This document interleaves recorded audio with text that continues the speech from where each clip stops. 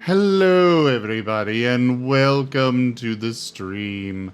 I am Razim and this is Ebon Sales Exalted. We are using Exalted Essence for the record.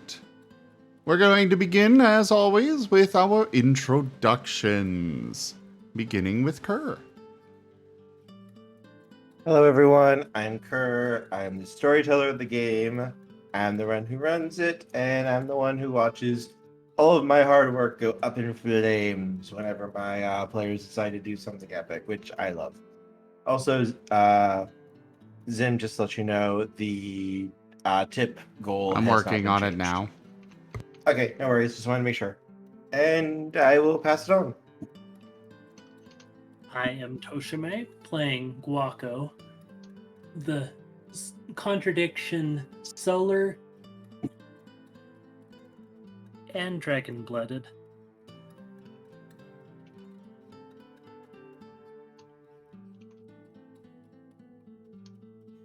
I am Zim. The tip goal has been updated, but I am Zim and I am playing Nevis, King of Conquerors. A lunar exalted and a Marten beastfolk. Sark? You know, Kerr, if you don't want all your hard work to go up in flames, maybe just not give your enemies necks. Like, necks make it easy for, certain wolves to come back behind them with a sickle and slip them. It's perfect shape. Anyway, I'm Sark.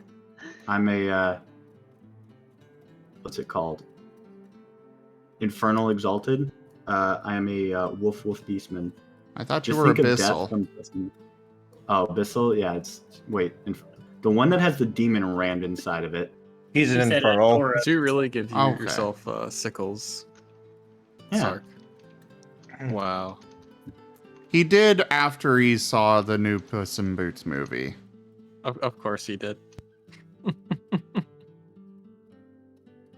Listen, I saw death and I was like, yep, that's Sark.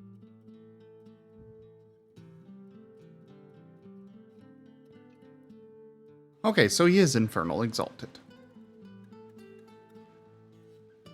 Anyways, next up is Zool!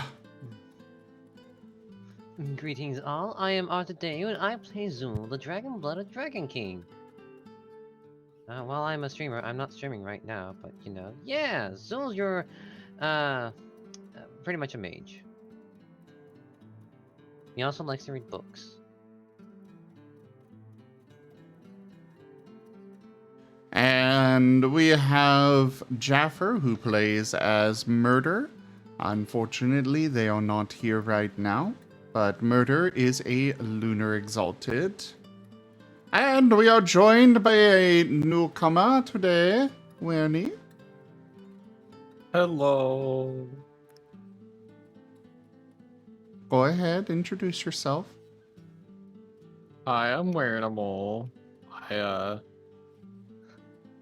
I'm sitting in for this one. Just chilling once the campaign and see if I'm gonna possibly join and future sessions. He's Possibly being at some point. conscripted. I mean, you could be a moth, you could be a boar, you could be all sorts of things. The sky is the Yeah. limit. Literally, the sky is Don't the become- limit because above that is heaven, and, well, we don't want anything to do with that. Yeah, icky. Really? You're not counting space? Okay, fine. Technically, space doesn't exactly exist in the Exalted universe, Okay, I as stand I corrected. understand it. It's the wild. Yeah, it's part of the wild. So, space as we know it does not exist in Exalted.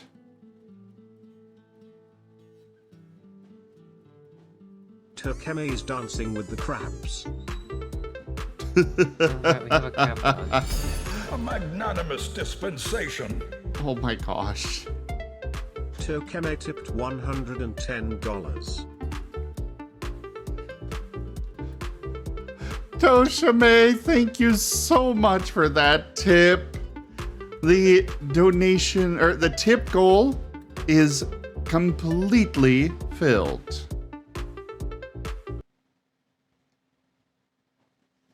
So yeah, we'll turn it over to Kerr for the session. And thank you again so very much for the support, Toshime. I'm Werny for yours earlier as well. Well, Yeah. who's going to do the recap? Right, recap. Werny, go for it. I don't even know what's going on. I didn't watch all last session. No, we'll give it over to who did it last time? Sark should do it. Sounds good. Go for it, Sark. Real quick before, this is important. Imagine this playing, but with crabs. Grub. Imagine what playing? I shared something in Ebon Sales. Ride of the Valkyries. Oh, wait a Ah, second.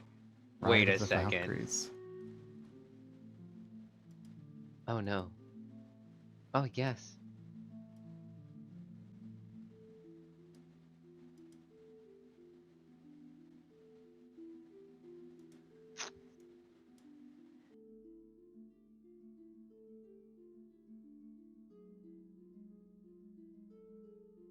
Anyway, yes, go ahead, Sark. Give us our recap. Oh, I don't remember.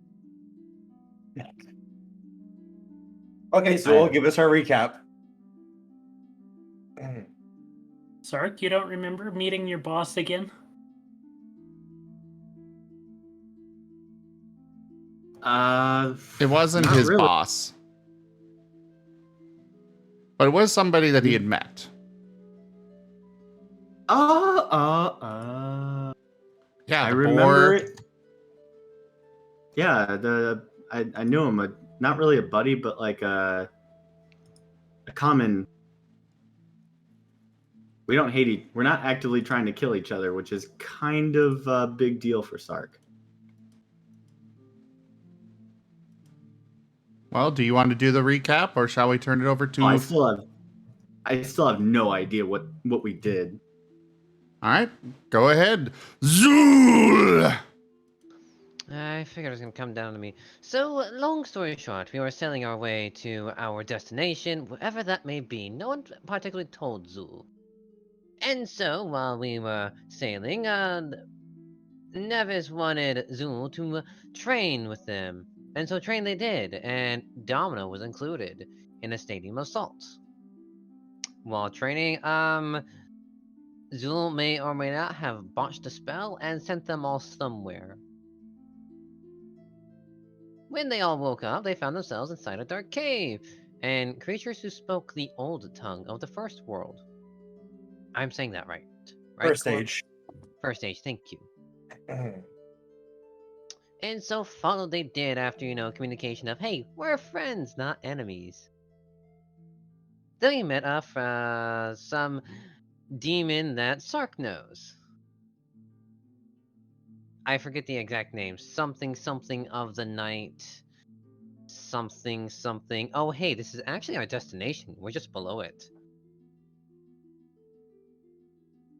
And so, shortly afterwards, we made plans to go attack the people up above that we're going to go fight, and get a ritual to make it night time for the people around us that are now our allies.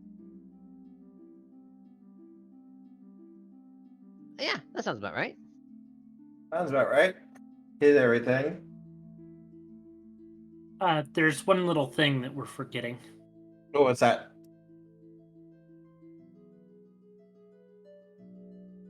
Let's see. I just pinned it to you.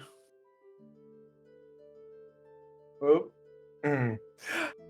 Ah. Ah. Yes. Yes. It's been that long. Who remembers the monkey? Monkey paw. Oh, no. yeah. Oh no. Seller baby. Who's the one touching it? Look what I found. Pretty sure it was Swift Paw.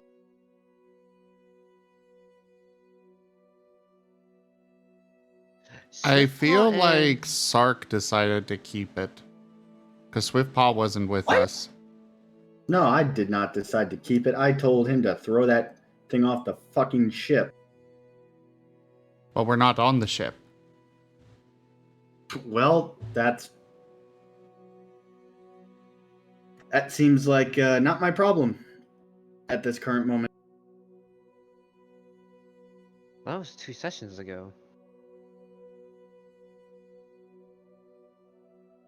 Yeah, that's what happens when you roll a botch with a magic spell. Things decide to go foobar. Where was the monkey at again, Toshime? I'm trying to find it in my notes.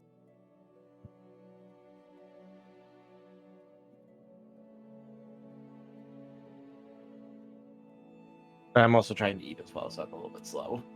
Pretty sure it was with Swift Paw. Oh, why did we skip it last time? It was on the boat. No, it Yeah, I wasn't thought on so.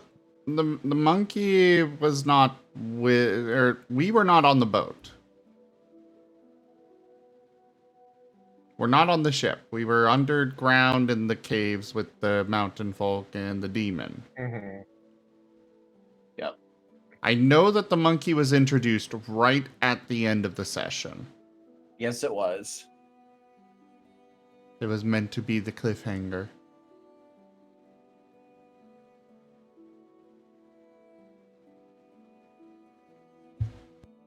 Where is it? Where is it in my notes?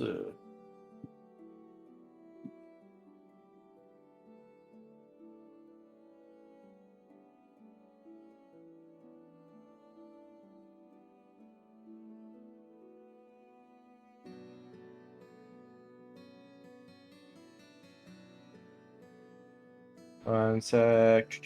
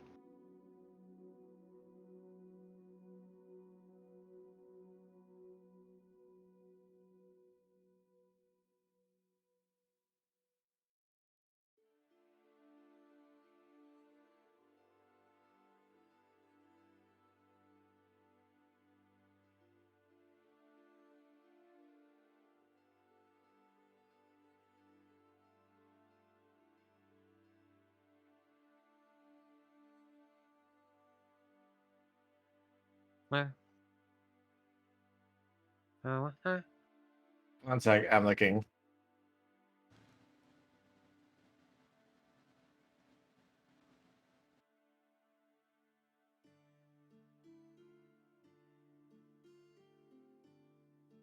Where is my notes? Ah!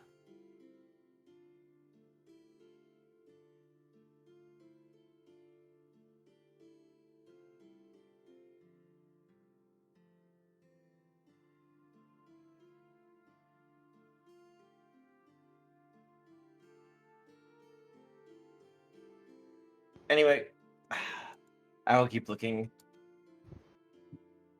We will not worry too much about it because I think it is actually still on the actual monkey itself is on the boat. Actually, it is not with you at the moment because I just I also went back to double check the last video. It was not with you.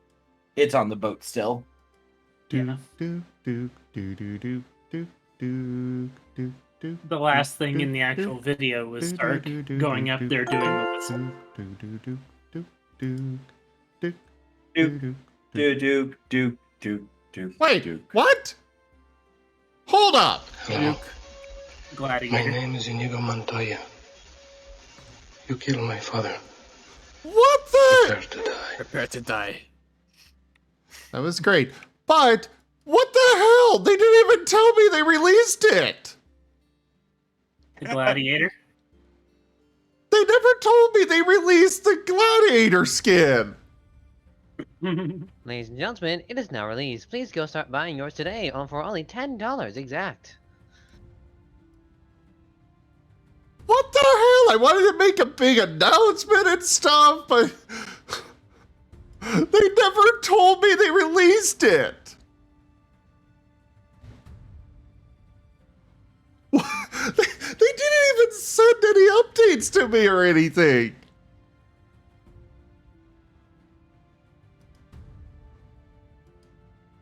Well, here's your update. Kenku, thank you so much for that gladiator skin purchase. Glad to know it's out. I had no freaking clue.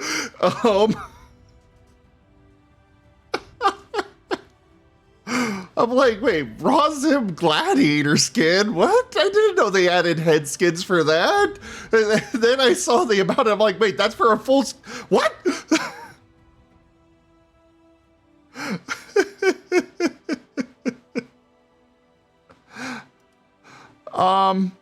Sorry, Kerr. That just very much caught me by surprise. Yeah, you're good. You're fine. Now I gotta go actually find it because, yeah, I wanted to do a big announcement and be like, hey, Nevis is finally available! Because that's who it is for the skin. And, well, they didn't tell me.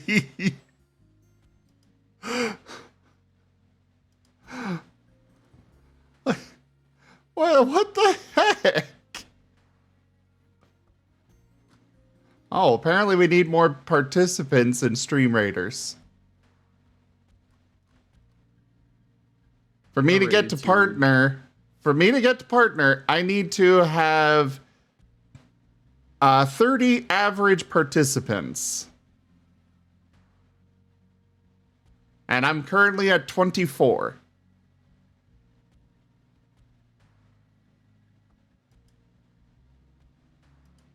So I need more of you to support, please. But right now I'm trying to figure out.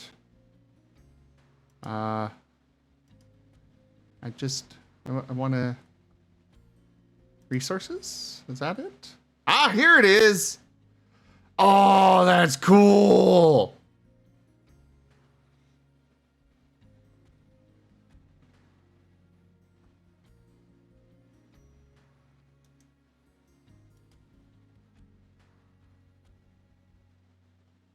Okay.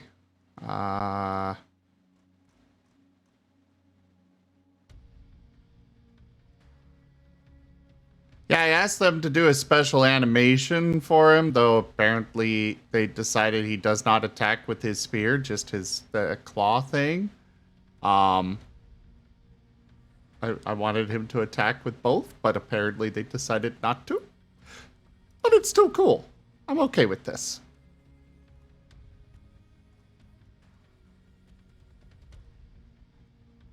Anyways, back to game. I'll bring it up and we'll just be in chat. Thank you.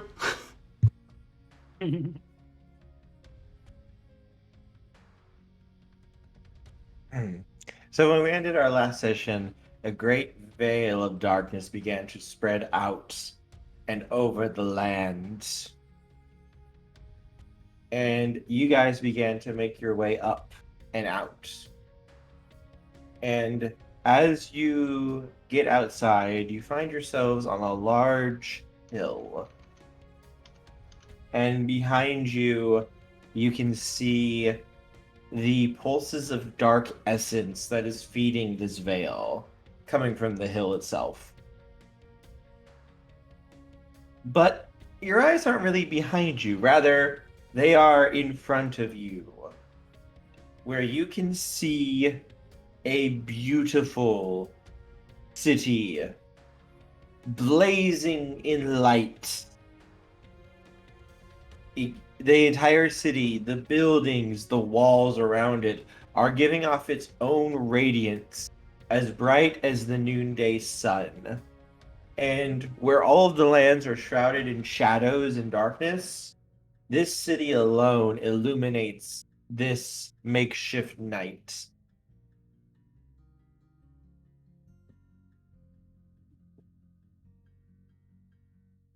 You know, just by looking at it, you can feel the thrum of essence washing over your skin as well as the light washing over you.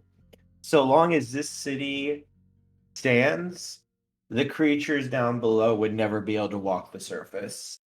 The light given off here would incinerate them.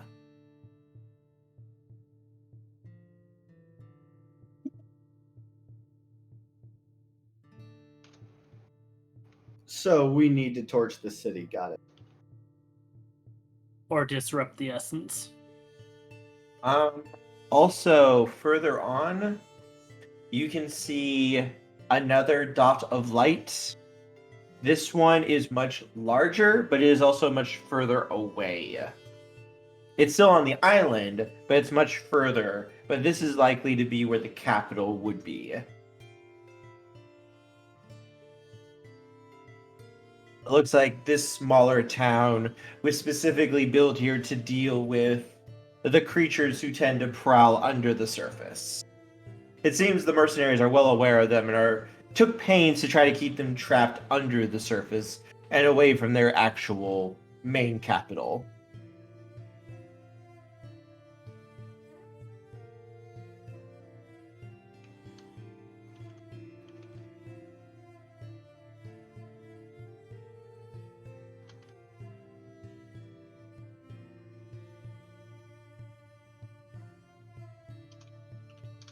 Otherwise, looking at it,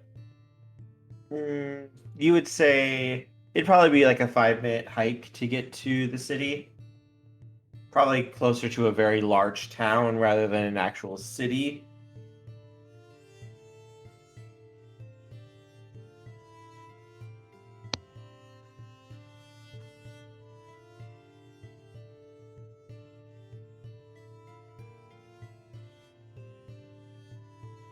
But it's up to you guys what you would like to do here. Sarka's going to start making his way towards the city. Circus the Infiltrator. Okay. Are you going to try to remain out of sight as you approach the city? Nah. You're just going to walk right up to the city? Yep. The balls on this one are made of absolute fucking titanium. Worthy of an Exalted. The idiocy of an Exalt. Yep. But I'm just thinking, for someone who's playing D&D, what, you're going to try to take on an entire town by yourself? Are you fucking mad? You're going to get yourself killed. Someone Exalted. Wait, you're going to try to take on someone an entire town by yourself? Okay, we'll be over here. So it's as I I never said I was going saying- to destroy it. I just said I was going to walk up and, knock on the door and, see what's going on. As you near the town, you can see the walls themselves look to be made out of quarried stone. They aren't that thick, though. And it looks like they have wooden scaffolding built behind them, with large wooden towers going up rather than stone towers. It looks like just the wall itself is made out of stone. Everything else is probably wood taken from around the area. and you can see what looks to be people on top of the guard towers. And one of them points to you and yells out, "Halt! What are you doing here, creature?" I'm gonna look up and I'm gonna say, I'm looking to come in and see your city. Why would we let a freak like you into our town? We don't need monsters like you here. Bro, have you seen yourself? You're the one who looks like a monster compared to me.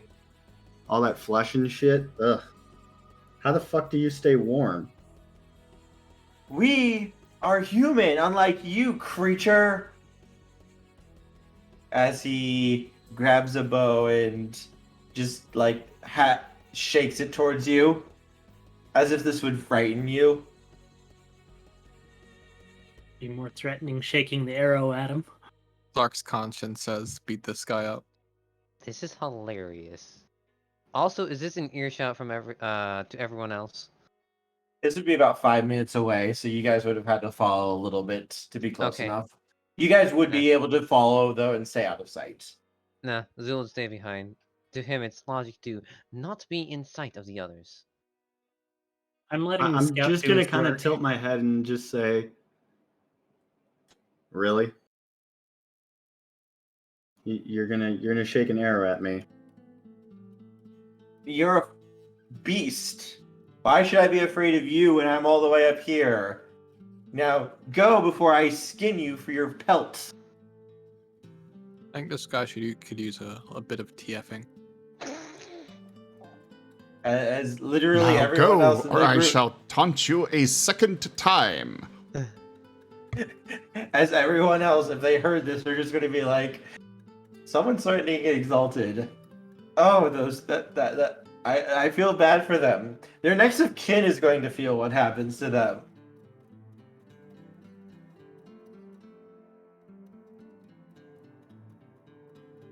Hey, consciousness. Row. Should I absolutely murder this guy?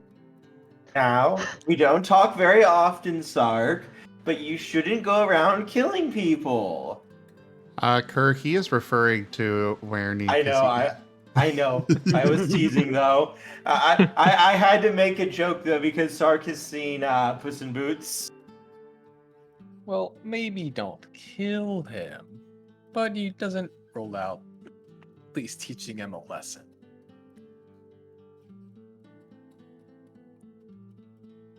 I'm gonna take out the sickle and flip it up and use its ability to create a mist. And I'm gonna disappear into the mist. Where did this come from? Where'd that thing go? He looks over to his partner who wasn't really paying attention. He was more looking in on the village rather than outside. Wait, did you see where it went? Where the hell won't went? There's nothing ever comes out. Just those freaks from down below, and they just burn up here. What, are you just imagining it? No, there was something there. I was talking to it. Yeah, you were just muttering, and you're probably just having a conversation with yourself. No, I actually saw something. And what happened last time? You were trying to get out of guard duty, weren't you? The time before that, you had too much to drink?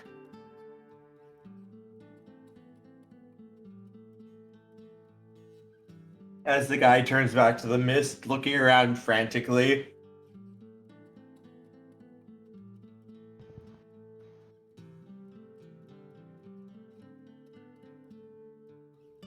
Can I covert infiltrate like on top of the wall? That would be a athletics roll. Athletics plus your best stat.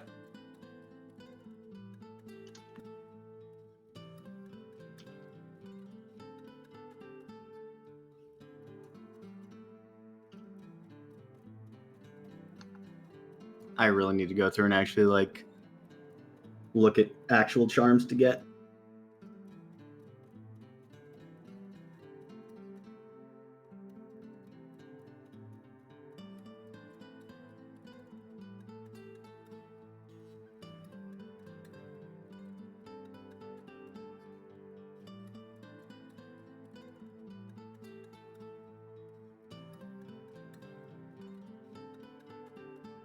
It's D10, right?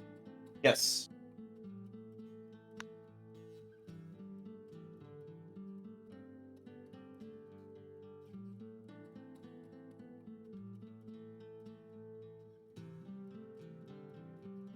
All right, so 2 successes. So you have orichalcum scythes. Your Yeah. scythe blades go right into that stone, like literally like a knife through butter. Oh, so I can As- just use them to climb.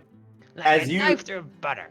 As you literally just basically start running up the walls using the blades as handholds to keep pulling you higher as you're running. And you are doing this all almost soundlessly. As you're able to pull yourself up onto the walkways towards the towers, and your mist washes out along the walkways, obscuring where you are, and traveling up the towers and down into the town itself.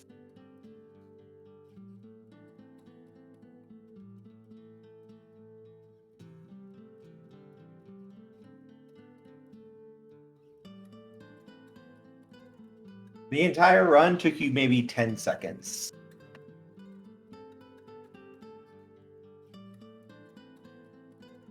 I'm going to, so I'm of course gonna, since I'm wearing my kiof or my cloak, I'm going to put the cloak over my head, Mm-hmm. and that guard that was saying there, that was there, he's still there, right? He's still on the tower. He's looking around. He doesn't seem to realize you're up there on the walkway, like 10 feet away from him.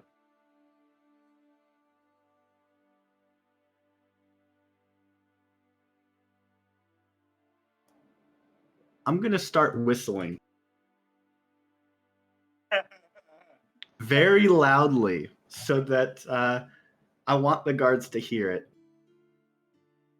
Yeah, they both immediately turn towards the sound of the whistling. They can't see because of the mist, but they do draw their swords. And both of them are holding basic short swords, nothing really special. Pretty just dime a dozen. These are very much just poor quality weapons. And the one who insulted you is looking around. And he looks like he's starting to sweat and look a little pale as he takes like a step back. And the other guy who's over in the other tower starts to climb down to move over to the first tower where the other guy was to basically help him out because the sound of the whistling is coming towards that area. Not the smart thing, going to raise the alarm. It's like, okay, we can handle this. It's just one thing. We outnumber it. We can totally take it.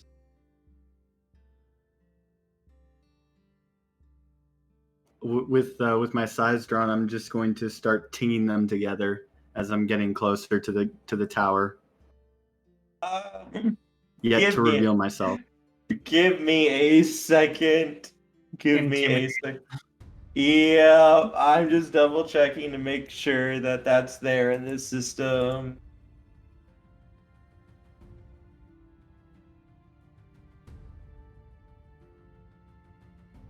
I'm just double checking. That would be a... I would rule that a presence roll here.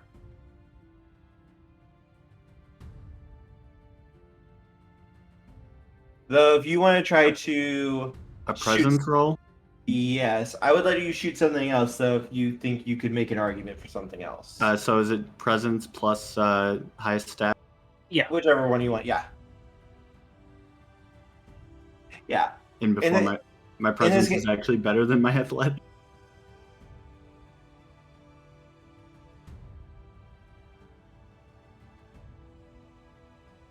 like presence is when you make your speeches or like talking and things like that. So I think that fits here. Roll that 10 again.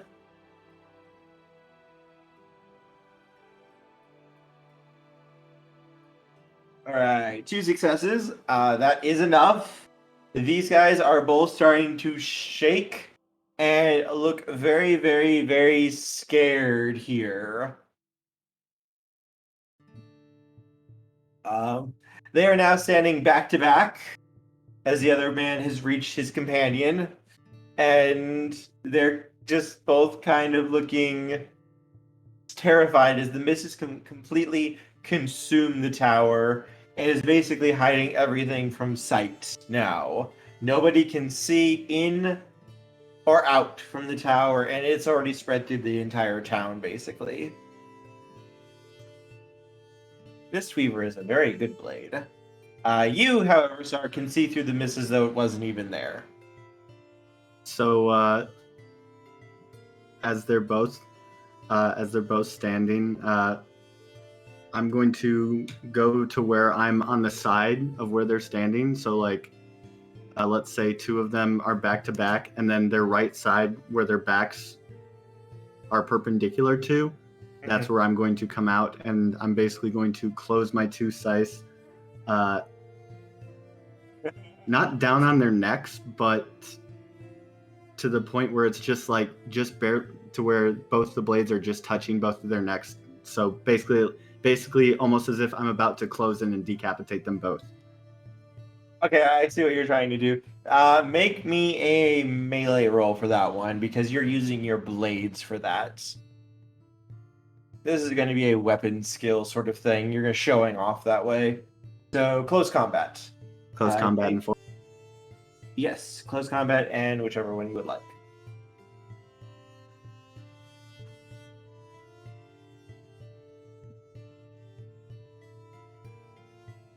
I'll let you have your +2 bonus if you would like to use it now. You don't have to, though. You can choose to save it, either to use it on another roll or to change the scene. So it's going to be close combat and force. Just don't botch. Please don't botch like I did, even though it got us to our destination. This wasn't our destination, though. Yeah, so is that a botch? That doesn't look like a botch. That's not a botch, that's a success. Yep. Yeah, these guys are not good soldiers. They are very basic guards. You only need 1 success for this. You've done all the work to set this up. Yeah, it's very easy to pull this off. As your blades basically move together, push them together, and the tips of your scythes touch each other, as they're basically forced even tighter against each other to avoid the blades touching their neck and cutting into it. And they both look absolutely terrified. Keep in mind, as I'm doing this, I am basically coming out. They see this this giant black wolf with essentially green flaring eyes just coming out of the darkness. My teeth basically my fangs baring as I come out of the mist and I get close to them. I'm going to let you make a free presence roll for this. Like, it won't count against you if you fail.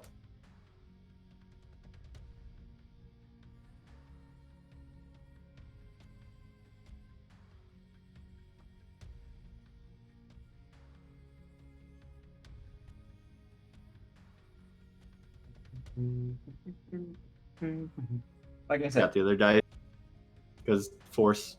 Yep.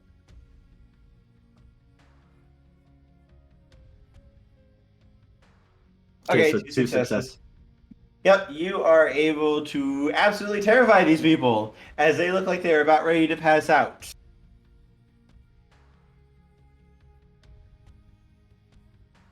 They can't even make a sound or scream They are so scared.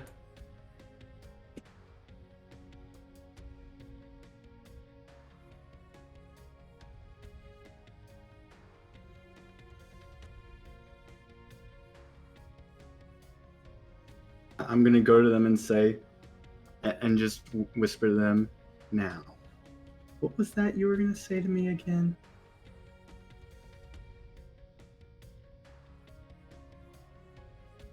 Scent of urine begins filling the air.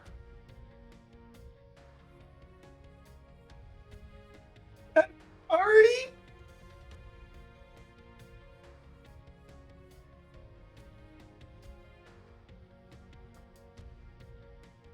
Please don't kill me.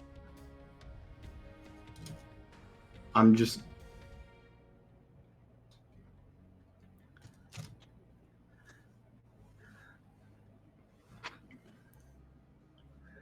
I'm gonna look at them and I'm going to just sort of open up my size just a little bit so that they can, get their head out from under. And I'm going to say, run. The two are going to immediately take off running towards the village.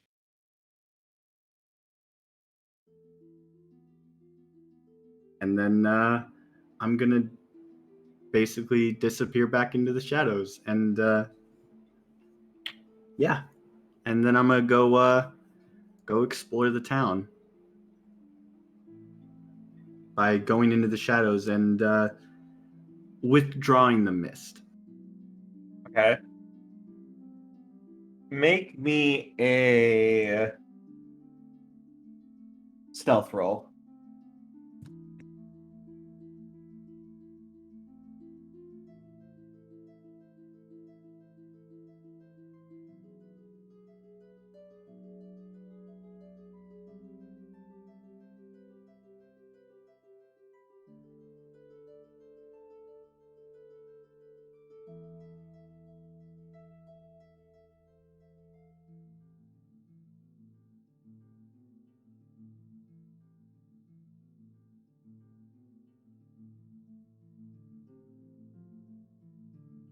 So 4 success. Nobody sees you. You are one with the darkness. And there's actually not a lot of darkness considering basically everything in this city glows. It's a very nice place though. It's a very clean place. And no one seems disturbed by the sudden darkness around them. They seem to be just kind of going about their day. You can see people in the town square talking. You can see a couple of kids playing in a large fountain that's in the middle in the town square. You can see little shops set up. There's a butcher shop. There's a tailor. There is it looks like a blacksmith. There's street vendors selling all sorts of food. It seems very sort of peaceful from what you can see. I'm going to bide my time then and wait till it gets a little bit dark. It's not going to get darker. Is it already nighttime? The veil has It's gone covered up. in shadows. Yeah, it is basically like midnight, except in this town, everything glows with the light of the sun. So this city is illuminated. This little town is illuminated as though the noonday sun is shining on it.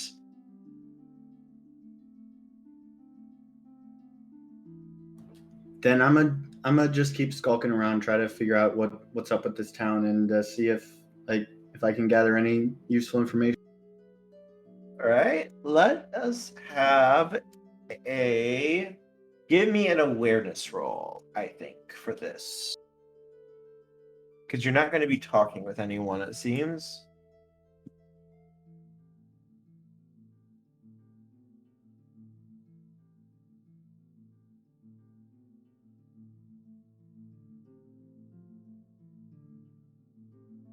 Hey, look, this is just like Solar's magic.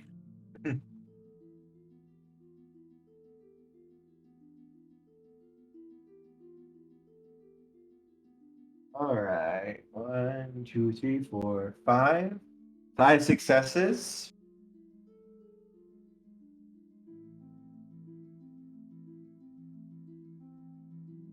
All right. So, your investigation.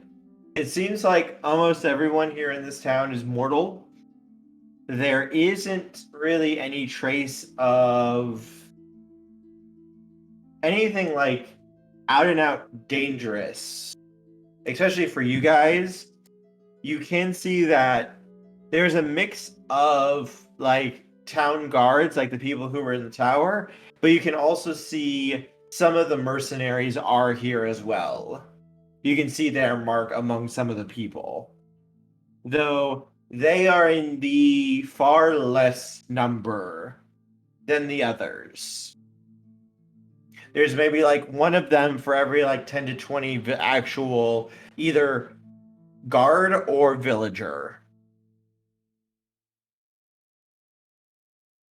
In your looks, in your hunting, you do see that all of this essence that's going through this town, that's permeating it and making it blaze, is coming from one building. A building near the back of the town, and it looks like it is constructed as a very large temple. Though to what you do not know. This building is made out of what appears to be actual like marble, where most of the other buildings in the village are made of wood. And it is a very, very beautiful looking building. Can I stalk some of the people that have the mercenaries sort of like insignias on them? You could follow them, yes, if you wished. I'm gonna follow them. For the most part, they just seem to be hanging around the local taverns, drinking, and basically gambling and just trying to have a good time. From the what you can pick up from their speech, it seems they're just here on a guard duty in case things got bad with the mountainfolk. In case something like went wrong, they're here to, they think, would be able to hold it off until the actual army was able to get here. And these are the and do I know that these are the mercenaries that we're going after? Yes. Yes. It All right.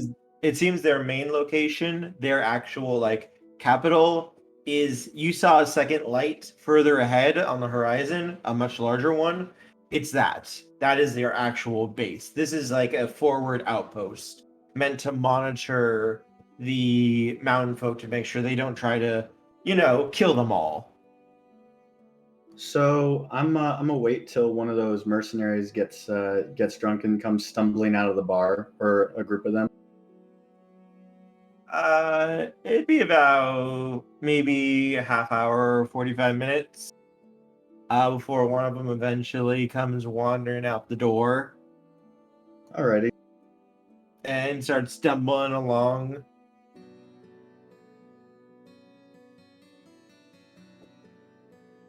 Yeah, he doesn't look too good on his feet, honestly. He's about to get a little bit worse. As he comes stumbling out, I'm going to unsheath my blades Mm-hmm. and activate the mist. Okay. And of course, I'm going to start the whistling.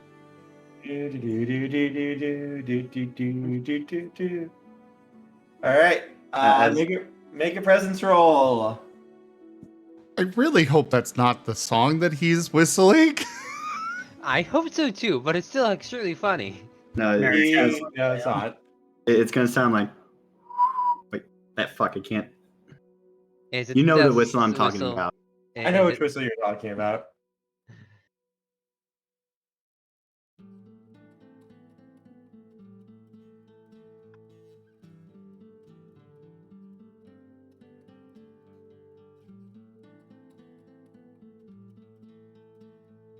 Here's that roll, sir. So 3 successes, it looks like. Difficulty is going to be 5 because this guy is drunk off his ass. Is that easy? Yes. So you only need 5 or higher counts as a success. So a lot more.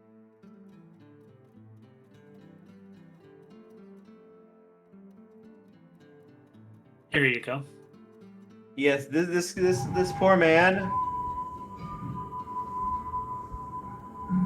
This is just what the man's hearing.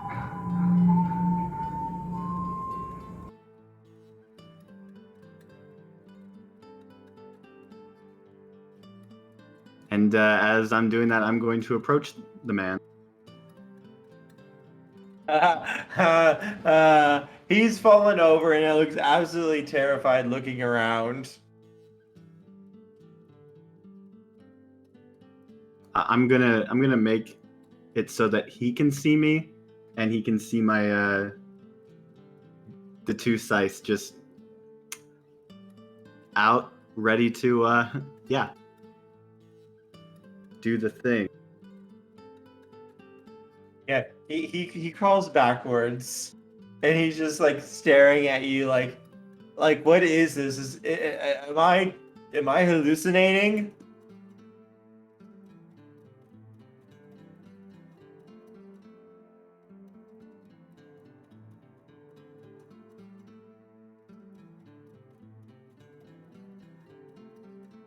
So you said he's fallen over, right?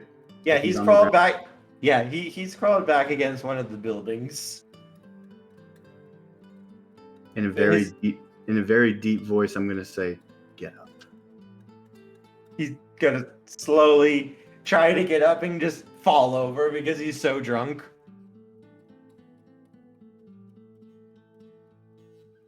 He tried, but his body doesn't want to behave. I'm gonna look at him and say, "I said, get up." He's gonna slowly try again, and leaning against the building, he slowly gets up, staring. Do I see that he has a sword? He does have a sword sheath at his side, but he has not tried to reach for it. I'm gonna instruct him to take out his sword. He's going to slowly look down and then shakily draw his sword.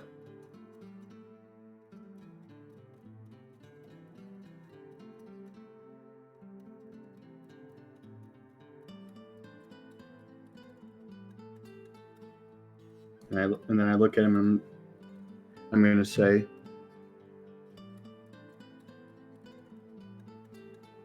and I'm going to tell him to basically to fight me. What? You heard me.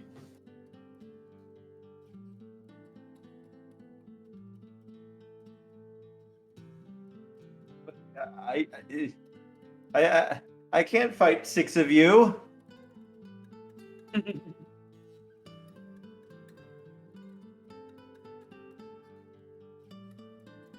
I'm just gonna say the words.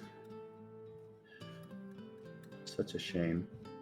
And then I'm going to basically charge him, disarm him, and decapitate him.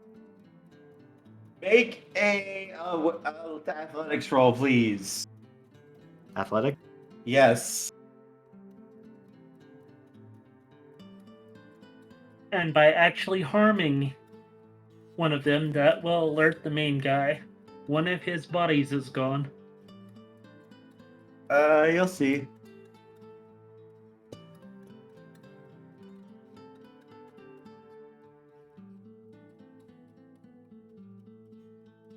Three successes. All right.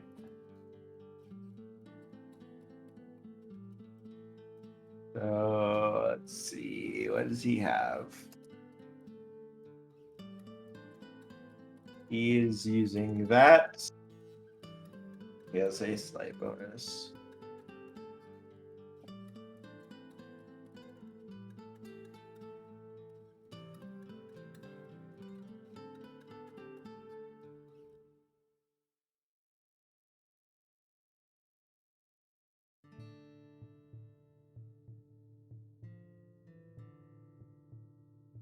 All right, so here's what happens.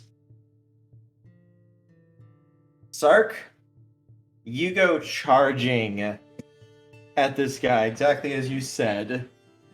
And when you bring your blade up to decapitate this guy, you see another hand reach out of the mist, grab him, pull his head to the side as your blade passes harmlessly where it should have cleaved through his neck. And when you try to make another strike to take him out, the guy is pulled bodily back into the mist, and you see another person. You hadn't seen him before. Even though you can see through the mist, you did not see him till just now. As you see, as the guard is now standing behind a man, well, you think it's a man. The body shape makes you think it's more male than female. He's wearing a white robe with golden trim, and the hood is pulled up. You cannot see his face.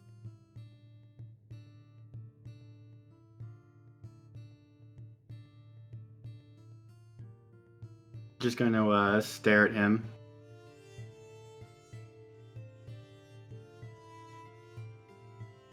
The man is going to lift his hands.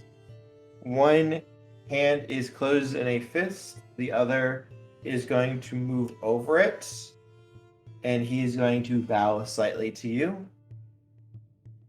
Please, I ask for peace.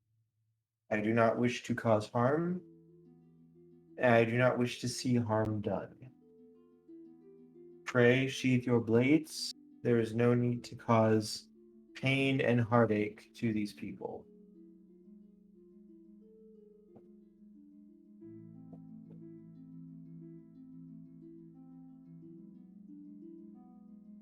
I'm gonna look at him and I'm gonna say, and why should I trust you?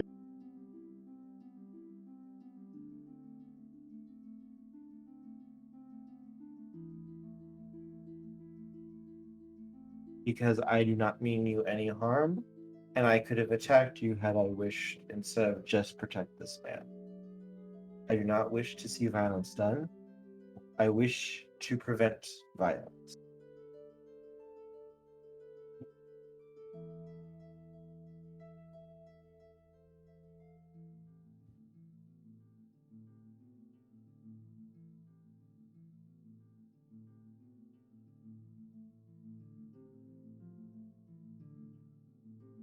All right, then I'll sheath my. I'll flip down the size and put them back in, but I won't dispel the mist.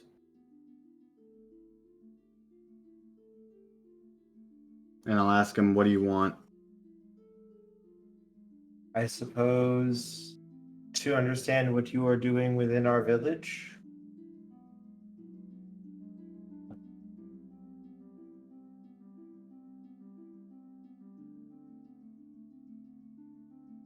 Besides terrorizing everybody. I'll simply tell him carrying out a duty. I see. And would you consider it insultive if I asked you what that duty was?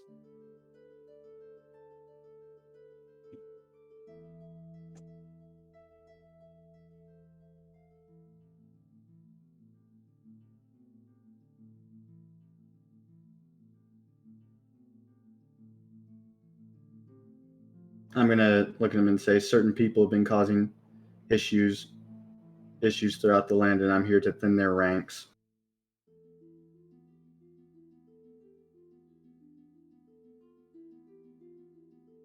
You wish to kill someone.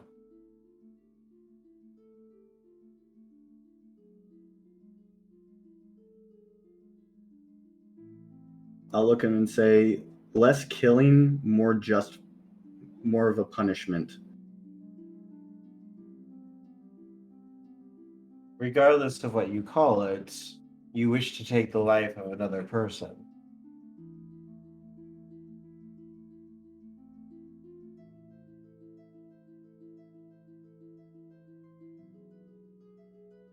I'll ask him, is it not just to take the life of someone whom takes others' lives? It is never just for a life to be taken. And taking one life just because they took another life does not balance that. It simply creates more pain and heartache.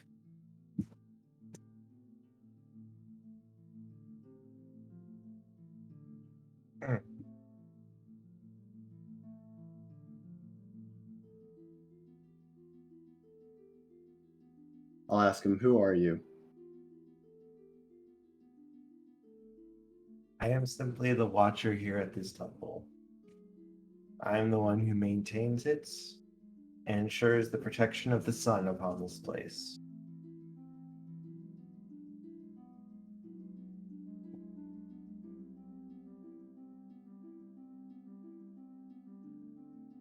I'll look at him and I'll say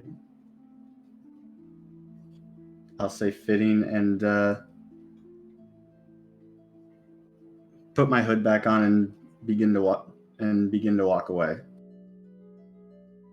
If you ever wish to, I will be at the temple if you wish to talk. My door is always open to anyone in need. And I'll just disappear in the mist Okay. and just lay low for a bit. While they're staring completely at you with their truthful eyes. Yeah, Sark, you do see if you look back, he's watching you. He is watching you. Like the mist wasn't there.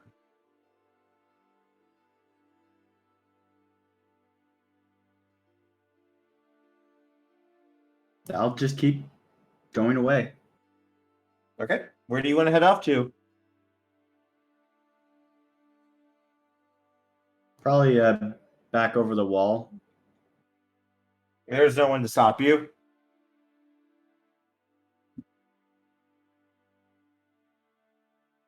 You heading back to the others then? Yep. All right. You've been gone for about an hour and a half now as you make it back.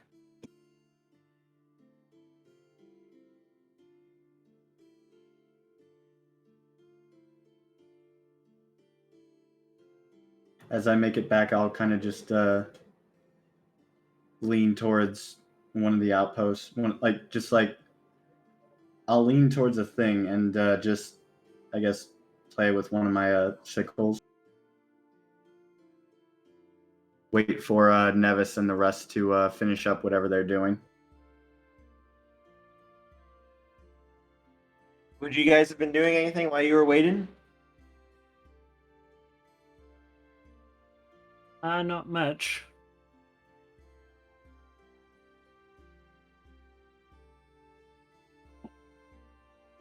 Yeah, I have nothing in particular that Nevis might have been doing during that time. Just kind of hanging out waiting. Yeah. Just waiting for Stark scouting. I have nothing in particular either. All right. So you guys are just kind of sitting around resting a little bit and waiting as he arrives back.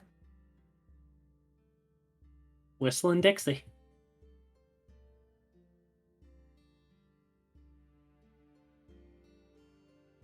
If you're actually whistling, Zul may question it. No, I'm not. I mean, I am whistling, but not to give it to the fear effect. Like, I'm trying to just I guess Let us know. practice, I guess. So you guys would hear Stark before he shows up, and you would see him walking over towards you. How'd the little scouting mission go? Joke. As I go up to him, I'm gonna take off my my hood and say, "Scared the shit out of some guards and some random drunk mercenary." So it should be easy to get through this. It's just one thing. Something called a Watcher. Apparently can see through my mist. Saved a dude right as I was about to decapitate him. Apparently doesn't want death and is protecting the city. Protecting the city how? From violence. If they're protecting the city from violence, then who were you decapitating? I'm a mercenary. Why would they need a mercenary if there's no violence in the town? Listen, listen. I don't judge people before I decapitate them. I see they're bad, so I I do the whole death thing. You just said you don't judge them before you kill them. Well, So how do you know they're bad if you don't judge them?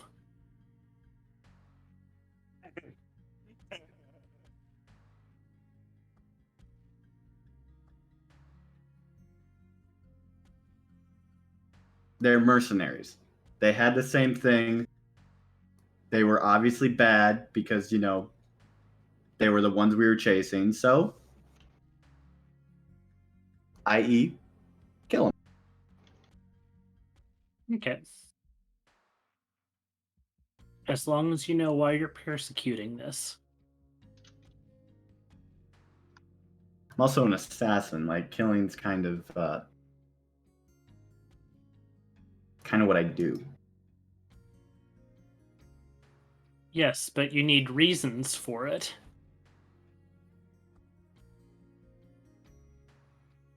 Anyway, so what's the plan here? If no violence, maybe diplomacy?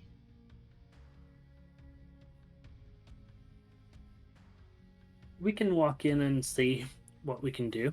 They're not a big fan of us.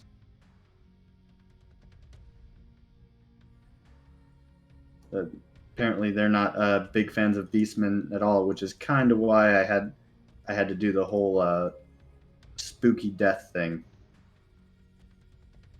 to even get in the first place. We still need to find out why the light's coming from there.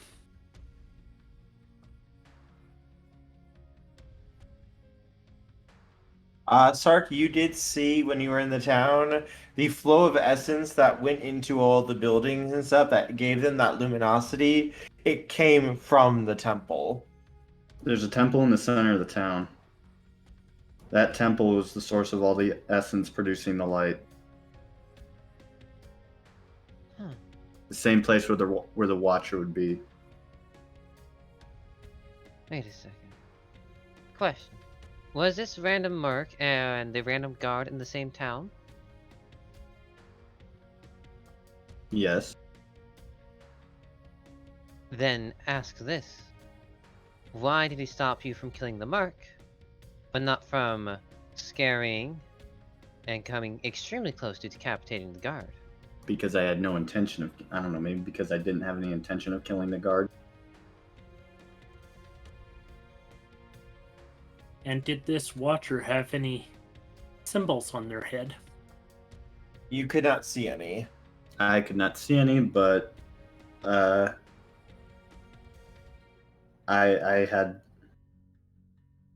got my intuition, considering he was able to see through my fog.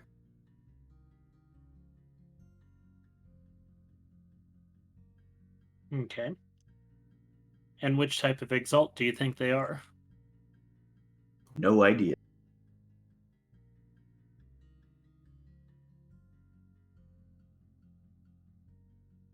I thought you said you had an intuition on it. I said no such thing. I said I know where the shit's coming from, and it's coming from the temple. I didn't say I didn't know how to go in it or any of that stuff. Okay. All I know is there's a dude called the Watcher there that apparently can fucking see everything. Question, Kerr. Based on the information Sark has given, can Zul do a... I don't know what the proper term is, but like an information check to figure out what kind of Exalted? You could try to make a sagacity check. It would be very difficult though, because you don't know if he was actually using charms or not. Well, doesn't hurt to try at least. Yes. Alright, finesse and sagacity. See if I can do this right. No, that's not doing it right. 5, 6, 7, 8, 9.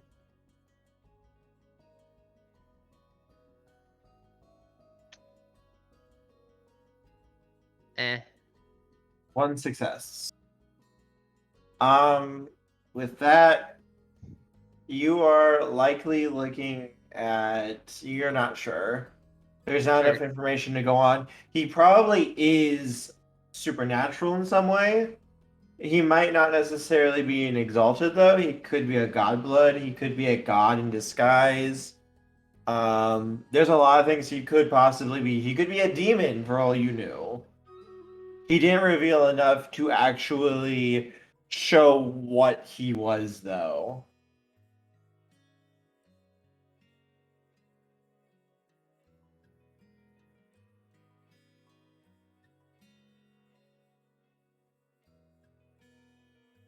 Okay. So it sounds like this should be We could also go pretty and talk to him. pretty simple. Go in, talk, disrupt the essence of the temple. That'll help our friends downstairs.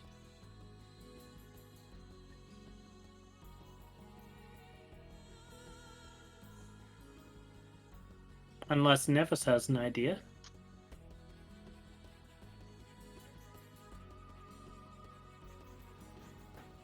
I'm really not certain what to do here, as this individual can see us regardless of what we do, it seems. And we also have the problem of why do they have the mercenaries here if they are so benevolent, I suppose would be the term. I do not have an idea on this one.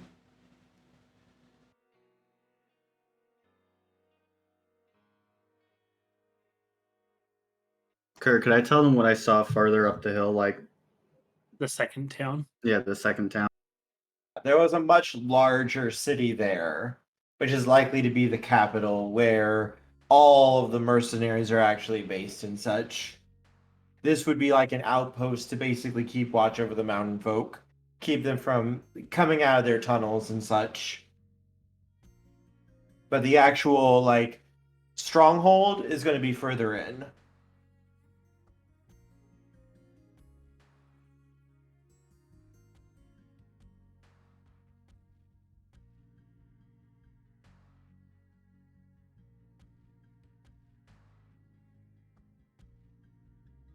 Sounds simple enough. For at least this first part.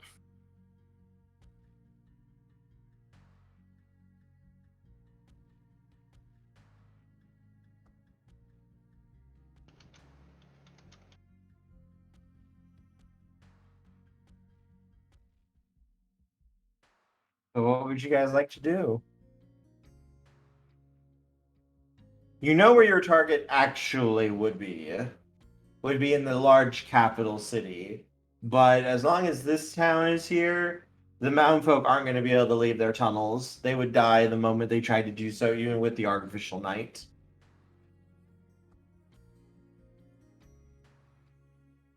I'm going to look at the group and say it's up to the group.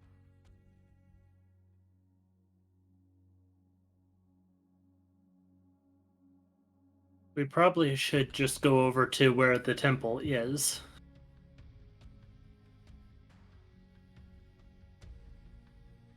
If Nevis wanted to claim this territory, he could.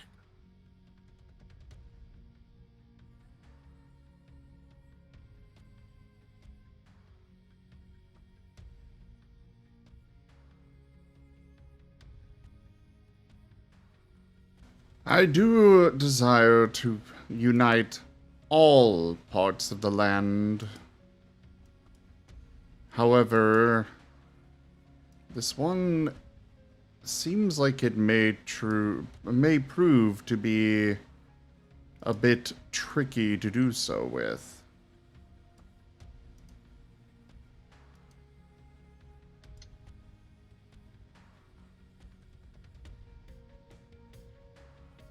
Perhaps I may speak with this individual. Perhaps I may come to some sort of arrangement.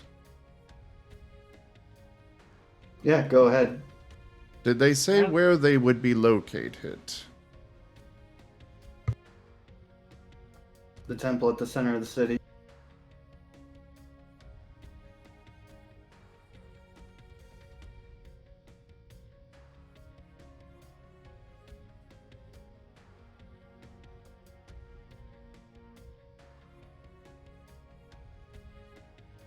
Well, I think we have our destination.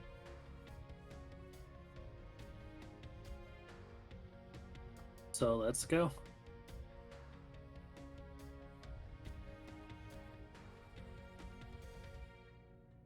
Agreed. Yeah, that works. Yes. We shall go. And if they try to stop us, preferably do not kill them. And he looks over at Sark with that.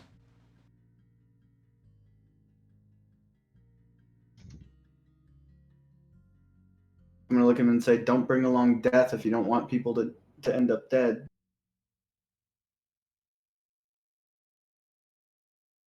I'm afraid that you are not death, as much as you may think you are. I mean, literally, if you want to play death, there's a different type of Exalted for that. But I don't know if Nevis would actually know that, so that's why I didn't say it. You have met some abyssals before. True. I'm afraid that you are not one of the Lords of Death or those that managed death. You may bring it, but that does not make you death.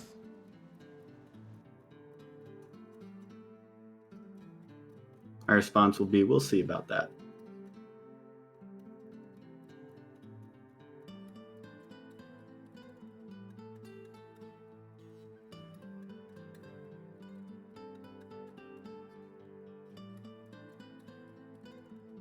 And off we Also, go to the sidebar.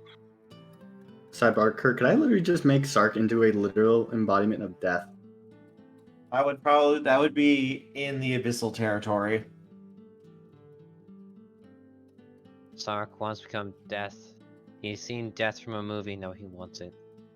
I mean, there is actual ways to turn a solar exaltation into an abyssal exaltation, so theoretically, the same process should You mean an probably Work for no. lunar. An infernal exaltation is a corrupted solar exaltation. So theoretically, it should be possible to turn an infernal exaltation also into an abyssal exaltation, theoretically. It's never happened because the Yozai and the Death Lords are on the same side, but it probably is possible for it to happen. That's say, can I just go to the Yozai and just be like, hey, I want to help out the Death Lords for a bit? They you may- wouldn't want to give up the soul that easy. Yeah, they wouldn't want to give up the exaltation. However, the big bad of this is actually one of the Death Lords. So the possibility for if you really want to become an abyssal, I would probably set something up so you could become an abyssal if you wanted to. Alright, cool.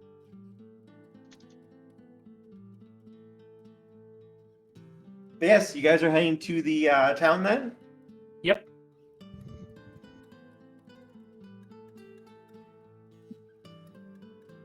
All right. So you guys are on your way. How do you guys want to try to go in? Nevis is just going to march right up to the gate. We're exalted. We're just going to walk in. Yeah, we're just Fair. gonna walk in. We shouldn't be sneaking around. We're not that kind of petty thieves.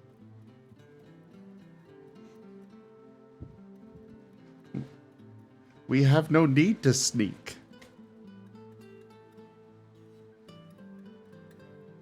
Sneaking wouldn't help me anyway, especially with somebody announcing who they are. I mean, they like to yell out very loudly, and it hurts my eardrums with it. I'm gonna look at Zool and say, "Tell me about it." Oh, I am certain that someday Ferris may quiet down. Zool! Zool's gonna flinch like, hey, are we gonna be that loud right now? I am Nevis, King of Conquerors. Open your gates, I desire entry.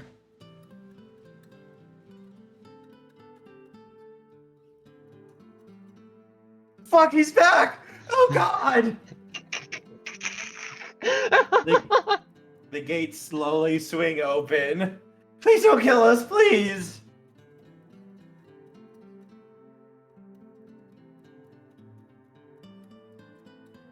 Nevis is just looking over at Sark. He's not saying anything. He's just looking at Sark pointedly. You're just gonna see. You're just gonna see the what was it? Bright green eyes, the color of balefire with no pupils, just staring deadpan forward at the gate.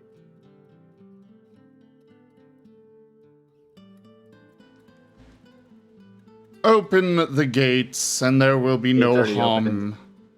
Yeah, the gates are open. They Oh. opened them the moment they saw Sark because, oh god, please don't kill us. Oh, I'm also gonna Ah. start whistling, just to let it sink in. Well, then Nevis will stride on through towards the temple. Kerr, I said I was gonna play the part. I'm gonna play the part.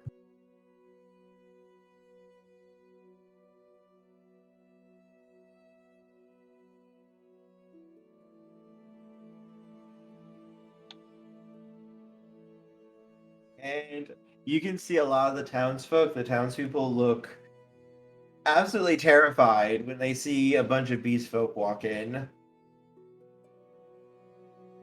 And, like, parents are grabbing children, the guards look ready to draw their weapons. Everyone's just watching all of you. Have no fear, for I am here. No, he's not Make actually points saying simpler. that. You guys are fine. Just go back to normal. We won't cause harm.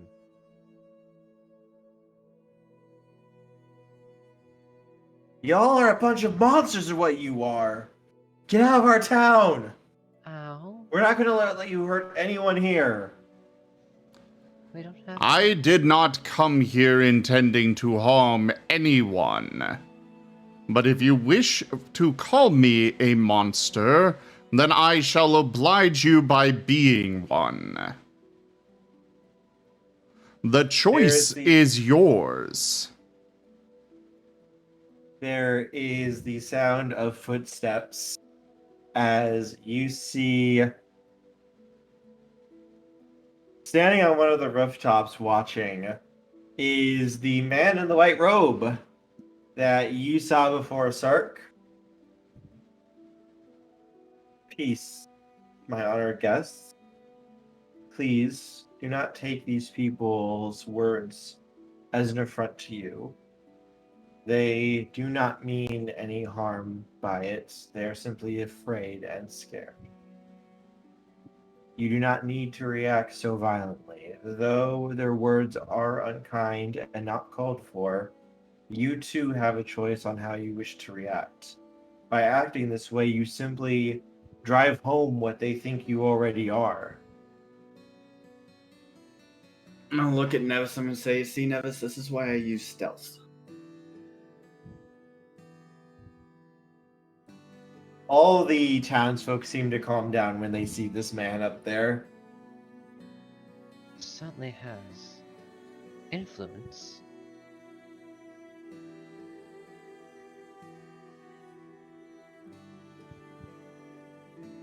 Now let's see what they think of me as in my Imperial garb. They're giving you a little bit more of a respectful look.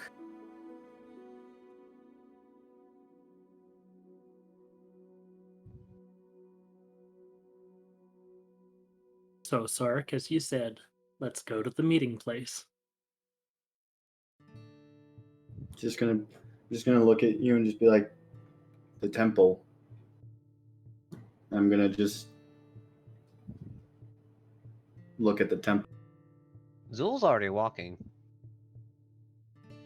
The man who spoke, it looks like he is watching all of you as he just leaps down and he seems to flutter in the air before he lands and gives a bow to all of you. Please, if you wish to come to the temple, right this way. And he will start walking, notably bearing his back to you all as he leads the way to the temple.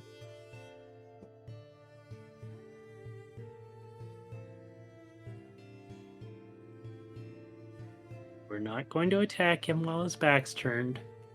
Let's keep going. Well, He no, leads you to the Nevis temp- would not. It would be dishonorable. He leads you to the temple and opens the door. And inside, you can smell the scent of fresh cookies and pie wafting through the air. And you can see some stands, basically pews where people would sit. And at the very front of the temple, you can see a statue of the unconquered sun. And you can feel thrums of essence coming off of it. And around the pedestal the statue is on, it is covered with runes and sigils that seem to move down onto the floor and spread out around it. Zool, you would recognize this as a manse. Mm-hmm. Also, Zool, you can all pretty much everyone can see. There is around 20 or 30 children in this room, and it looks like they're kind of learning how to read or talking with each other, and they are also eating cookies. I was catching up on notes. I'm gonna need a repeat of that. I apologize, but I am catching up on notes. You're good. So inside of this room, it looks to be a very large room. It's filled with pews that people could sit in for worship and such. Pews. How do you spell that? PEW. Uh-huh. At the front of the room is a statue to the unconquered sun. Okay. And the pedestal the statue is on is covered with glyphs and runes. There is a notably large sigil pulsing right in the center of the pedestal. The smell of cookies and pie fill the air, and you can see a small kitchen area in the back right corner. And there's at least like 20 or 30 children here who are eating cookies, talking, and it looks like they're trying to learn to read. Hey, wait a minute! You're just a kid.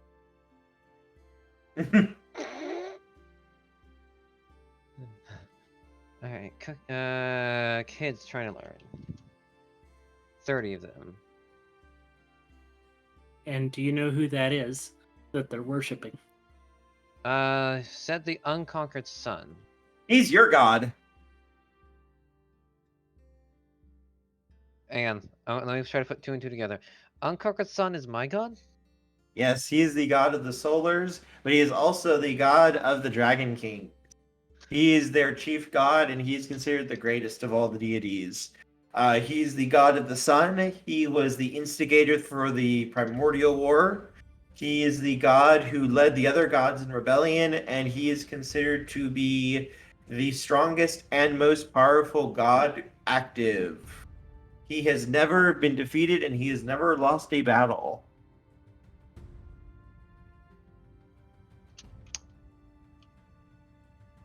I feel like this conflicts with the group. Aren't you guys trying to kill the guy? No. Okay, I'm thinking wrong then. Us murder? Why? When would we ever do something like that?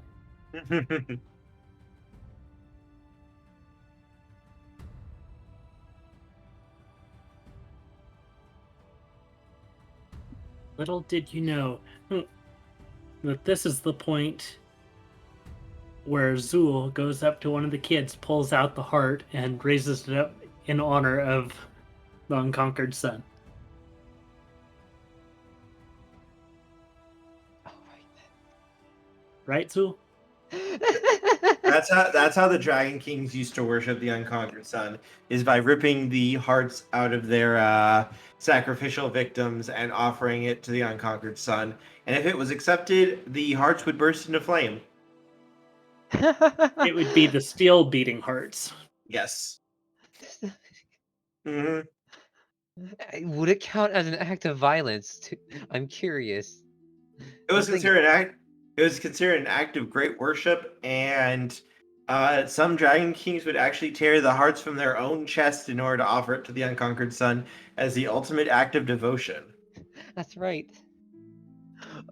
Oh boy.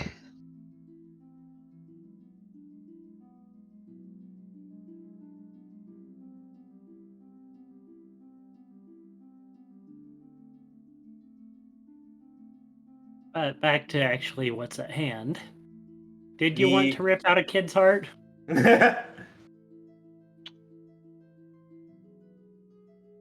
There's probably the urge to, like, oh, unconquered sun. I should offer it. No. The cloaked figure is going to beckon you all to step in. Would you all like some tea? Yes, I would love some. Wonderful. Children, we have guests. Please be on your best behavior. Some of them may look different.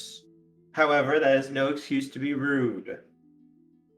And many of the children are going to be looking and just kind of staring at all of you as he goes and begins to make a pot of tea for everybody. The only normal looking person here is Guaco. Mm-hmm. And even Guaco is dressed up in his very, very fancy outfit that obviously denotes that he is someone very rich and important.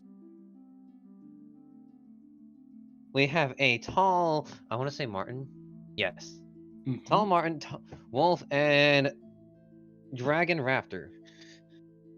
A Draptor. Mm-hmm. Do not shorten it. He is already short. You don't need to shorten it more. I like I am not. Giraffe. I am not short, mind you. You are short. I'm not.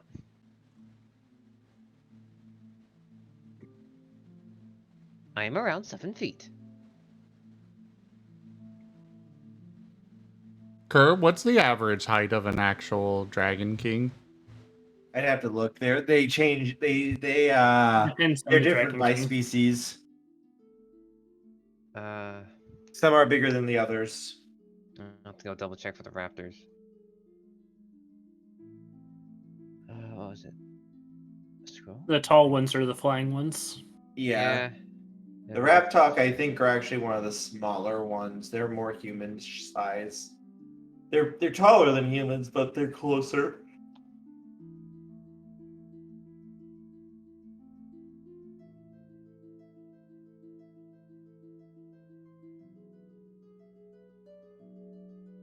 I now want to know. I'm looking. Give me a moment. The Goodness, what page was it on? What page what was on? actual height of them. Yeah. I think it's over this one, but where?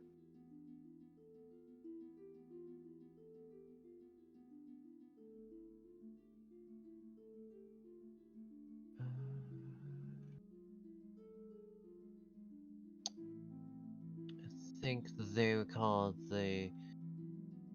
Which rock, I think? The Rap Talk was the one Raptor. you are. Yeah, okay. Maybe I can search it up. Rap.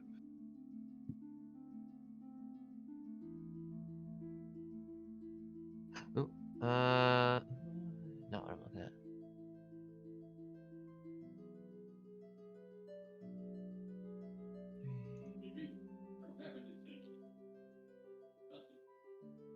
Hmm.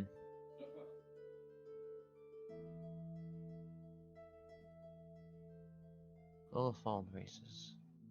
Page 23. No? No? No. Road.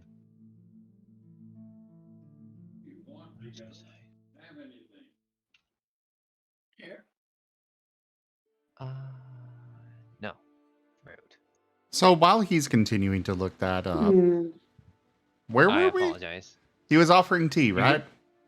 Yes, he's offering tea, as he's currently making tea for everyone.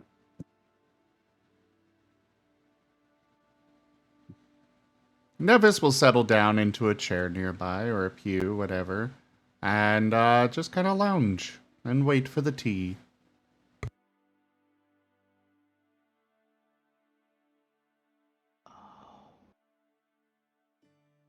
Yes, the children are all staring at you guys.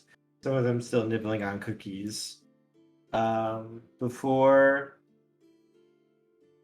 long, he comes back over and begins to offer each of you a cup of tea.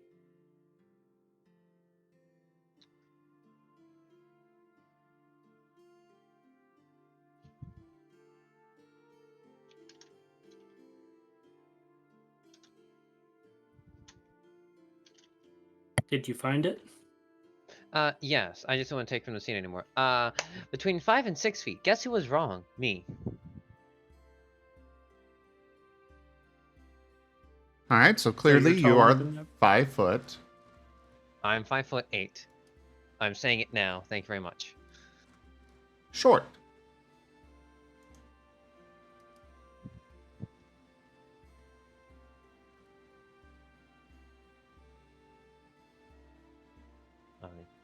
This-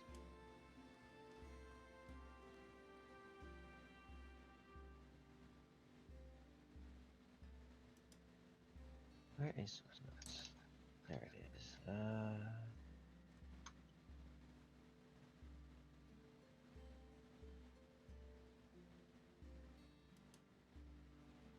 Zool will ask, what kind of tea are you serving tonight?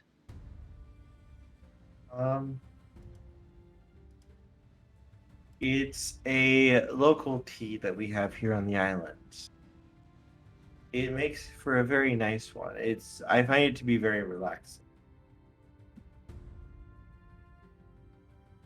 I tend to serve it to help with nerves as well as to just help people relax when things are going on.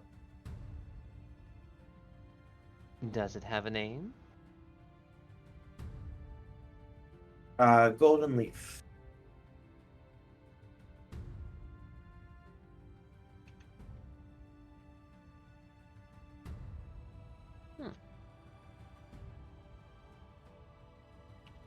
And he will lay a cup out for each of you.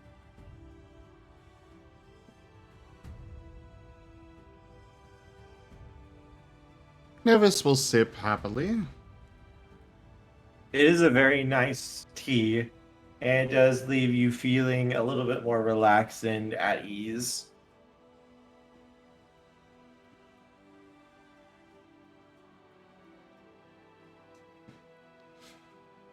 So, right. So, I understand that you stopped our compatriot earlier. The mountainfolk below are requesting access to the surface. You have a rather strong military presence in this town, from what I've heard. Or was I wrong on that? There is a sizable contingent, but there's still more like villagers and local soldiers than there are mercenaries here in this town. But there is a fair number of mercenaries here. Are they part of the other mercenary group, or? Okay. The mercenaries are part of the group you're hunting, yes.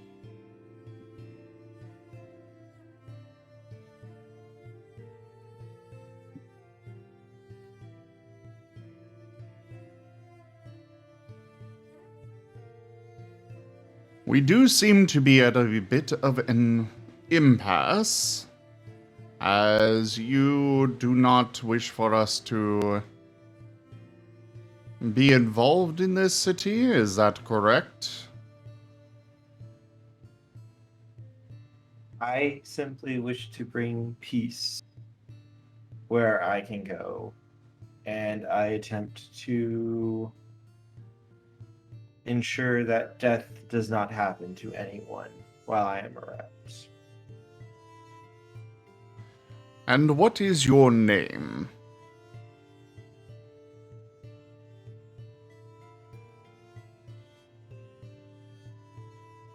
You may call me Dawn. And I am Nevis, King of Conquerors. I seek to unify all of the land under a much more fair and equal rule than what is going on at this time. However, I do seek to unify all of the land. It would not do to have sedition within a unified, within one unified country.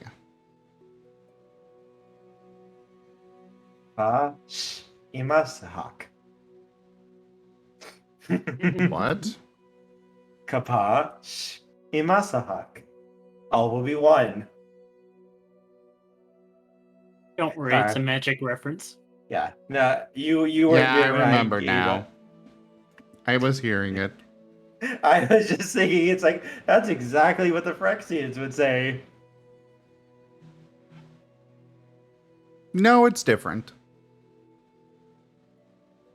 Mm-hmm. Mm-hmm. People still have their free will. So do they. No, they don't. Yes, they do. No. They're part of a Yes. hive mind. No, they're not. Oh, no, they're not. Even they don't get along with each other necessarily all the time.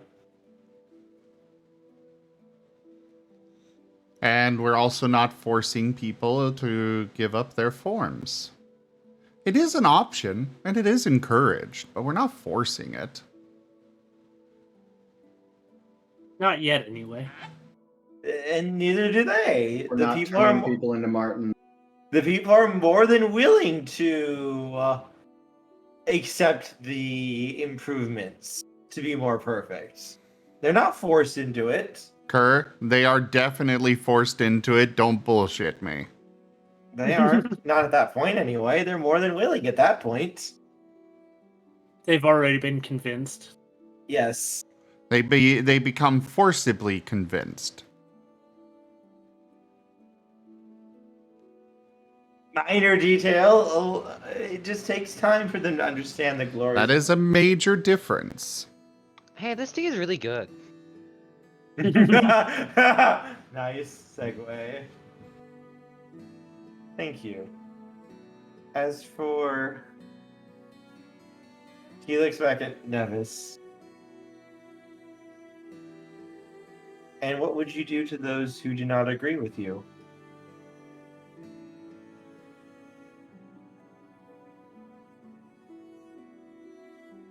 Those who do not wish for peace.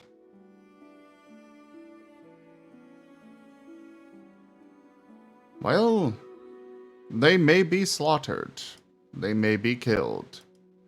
Though I do offer them the chance to join up and be part of the efforts for peace He shakes his head. Then you are no different than any of those who've come before you. I'm gonna look at Nevis and be not wrong.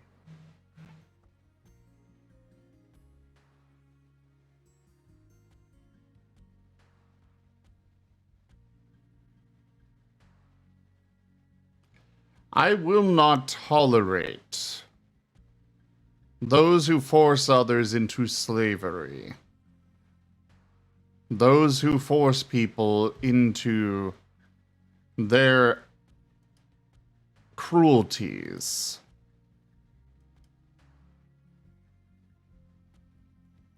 Whether they are involved with the world on a grand scale or not is their choice. They can simply live their lives.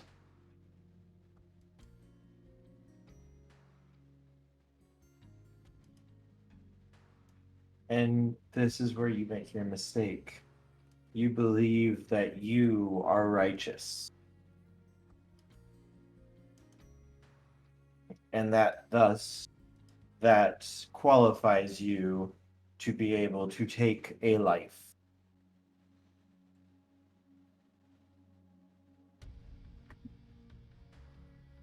Daddy Jaffer! Oh, Jaffa God, has arrived. This character would Here- have a fucking field day with murder. Here's the DM. Oh God. Oh God, this character would have a DM fucking Jaffer. field day with murder. I'm gonna look at Nevis and be like, I mean, he's kind of right about you on that one.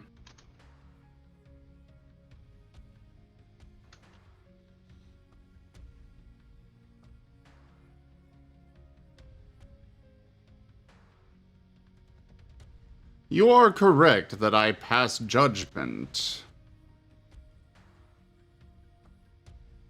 But I also offer opportunities to repent without severe punishment. I seek a middle ground, somewhere where all can be happy without infringing upon the same privilege of others. And yet, do you not step upon that privilege when you choose to take a life? A life that you could choose to spare and attempt to rehabilitate. You speak of offering redemption, but you do not truly work towards giving redemption. You merely offer a choice of join or die. I am aware of the reputation that precedes you.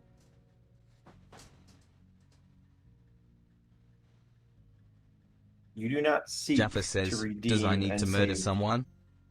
You do not truly seek to redeem those who have fallen off the path. You simply wish to make yourself feel better as you move forth and bring people under your guidance and what you say is right.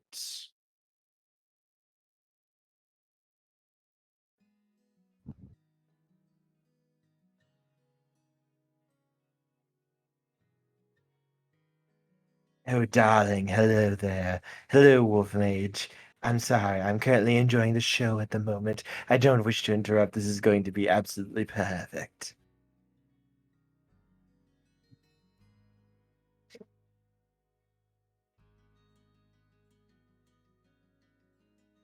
Also, I just want to say, Murder, I feel like you're either going to absolutely adore this character or want to murder them horribly. I don't know which. Good question. Hey, what has Murder been doing this entire time? He's Just been been T-posing. You know what? That's good enough. You don't question a T-posing murder until they stop T-posing.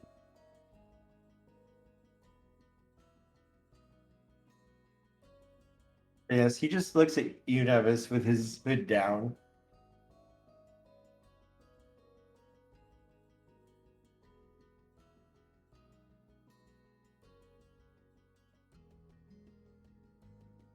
Nevis, do you believe they can redeem themselves with reincarnation?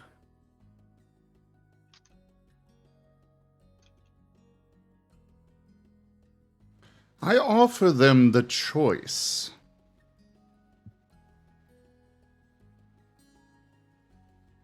They But- have the choice to seek redemption.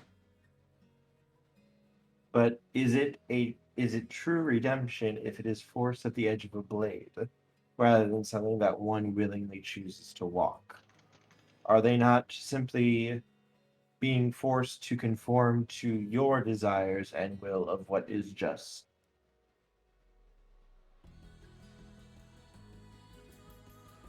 What would you suggest, then?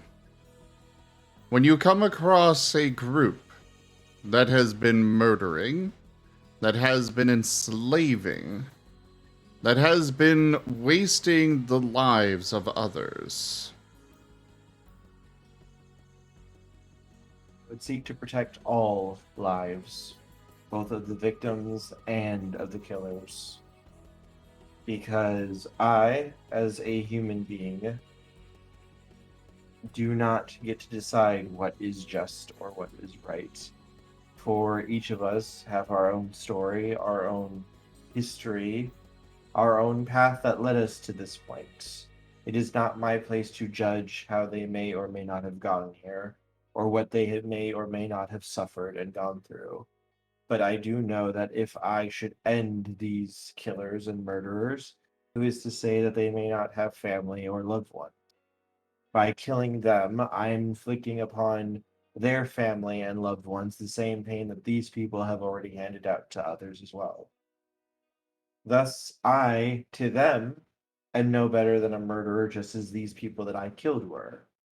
I would, of course, clad myself in the terms of it was just, it was right, I was defending the innocent.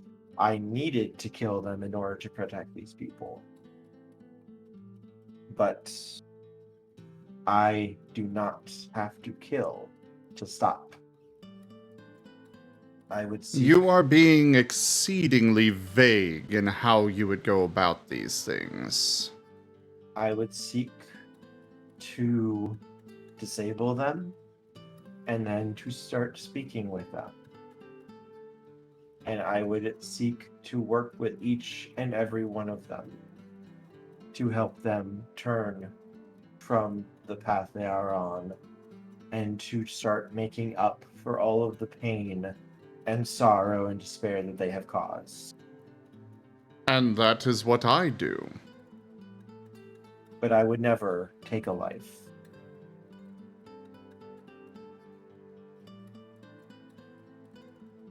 I would never kill another to put my will upon others. I would never choose to take a life. Because Jaffa says, then, it may not be your place to judge, but it is my sworn duty to do so. A life for a life. then you are no better than the murderers that you seek to judge. You are nothing but a killer as well. By your own thought, I have yet to kill anyone. There have been those that have been killed by my compatriots, but none that have been killed by my order. I mean, your soldiers did kill people. Jaffa says, No, they didn't. I know this full well. I am building a better world, but I will not be welcomed there when I am done. Oh, one moment. I want to do this with Jaffa because he's hardly ever here. Go for it. He turns to Murder and bows his head. I see that you have an understanding of it, and I can see that you seem to have made peace with that. But though you judge others and then expect to be judged in turn the same, that I will say in its own way is honorable. You do not hold yourself higher than the lives that you take. However, though you pass judgment, perhaps you pass judgment too hastily. So long as a person lives, they carry the ability to change. We are not like the gods, who pride themselves upon their power, but are bound to only one thing. We can choose another path. They can choose to become better people if they are shown another way and perhaps given the help that they deserve.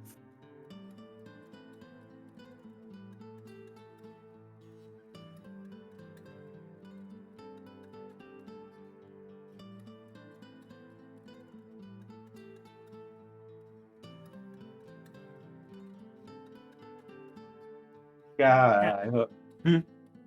Now, do you believe the Empress Jaffa is says, right in I agree activating that the people Imperial? can change, to a point. Once one has taken a life, they are beyond redemption.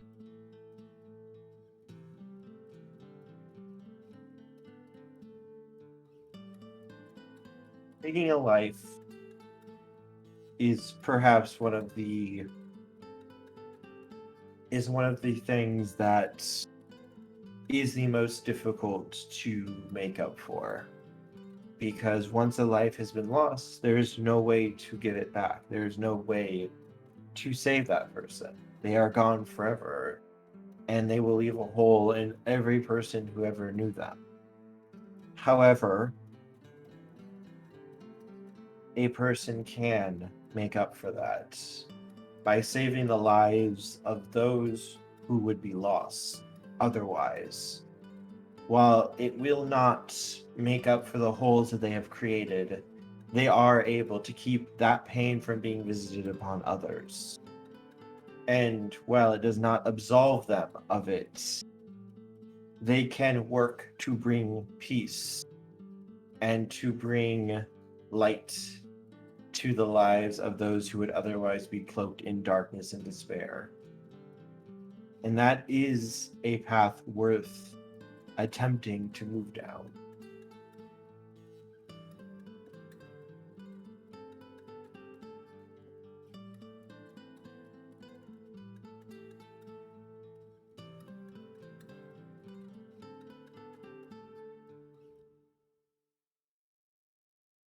Jaffa says, since I have broken heart,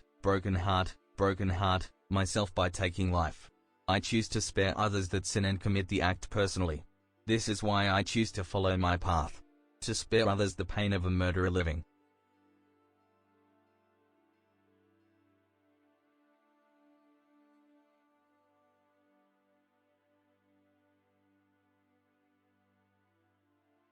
The broken heart was damned, since I have damned myself by taking life.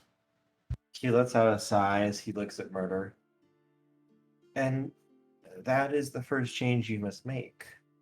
That you are not damned for that. It is terribly regrettable. It is a pain without end. And this is good that you feel that remorse, even afterwards, even though you have resolved yourself to a life of this, that you feel regret and remorse for it. That does not mean that you are so far gone that you cannot choose to turn aside and find another path. You can help others. You can help others change and not make the same mistakes that you have. And you can make up for the lives that you have taken by saving twice that and start at least down a path of redemption.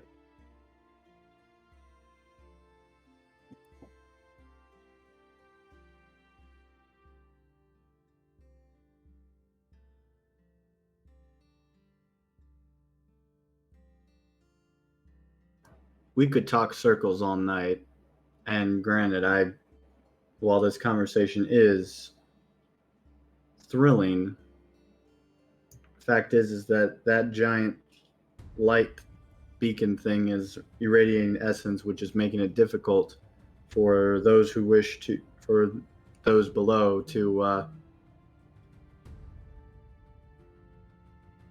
essentially live the life that they wish to live. He nods towards you, Sark. A regrettable necessity. I have attempted Jaffa says, several I do times. help others. I protect those that cannot protect themselves. I bring judgment to those who have sinned. But I can never absolve myself of my own sin. I will get to you, Jaffa, one moment. He's going to look at you, Sark, and say, it is a regrettable necessity. I have gone several times to attempt to speak with the mountainfolk who are down below. And each time they have attempted to cause me harm, despite me trying to speak words of peace to them. But I understand their anger. I understand their pain. They are angry, rightfully so, for what was done to them in the First Age. But what they would do now is they would massacre all of these innocent people here. And I cannot allow that to happen. Thus, while I do not wish to keep them bound, until I can devise a method that they will accept or that they are willing to compromise on and find a safeguard of perhaps splitting the island or some such that they will agree to, I cannot allow them to the surface or risk everyone in this village dying. I have a question, if I may come in character. 1 second, I'm going to hit Jaffer. As for you, you can absolve yourself of your sins. You can make up for what you did. You can work towards that. Taking one life is a monumental burden that you take upon yourself. But you fail to see what you can do also by helping those lives instead of taking them. By saving that one life and turning it back to helping others instead of causing harm, they could go on to help 2 people. Those 2 people could go on to help 5 people. Those 5 could go on to help 10. And it just cascades from there. And soon you have 1,000,000 lives in the future who are alive because of that one choice that you made. Well, you could also have the reverse by taking a life.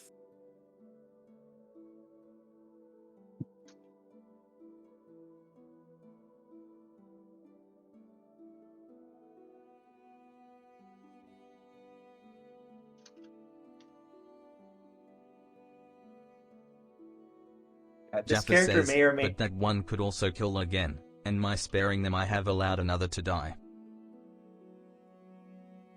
That is why it is work. It is effort. It is something that you have to take on yourself to help them, possibly taking them along with you and guiding them and showing them a better path. It is something I have striven to do as much as I possibly can, though it is difficult.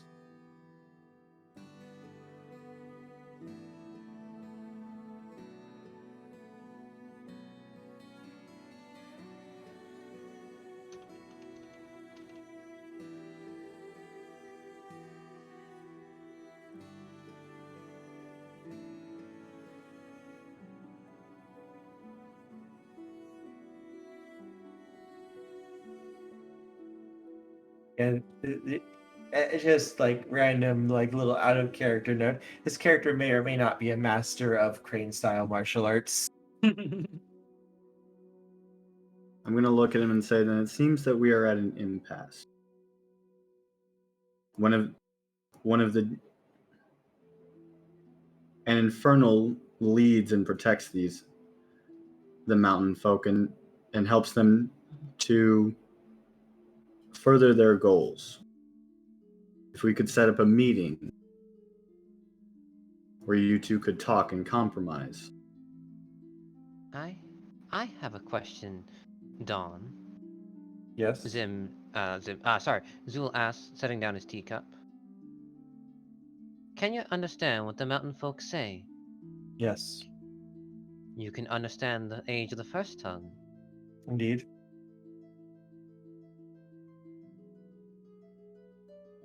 Impressive. I am the one who devised the protections for this town, as well as the other town as well, to keep them safe from the mountain folks' attacks that they had previously tried to do.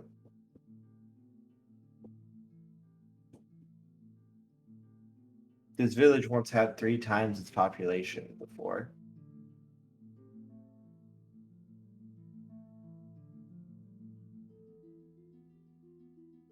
The mountain folk have slaughtered around 2/3 of the people of this village before I came in to help put a stop to it.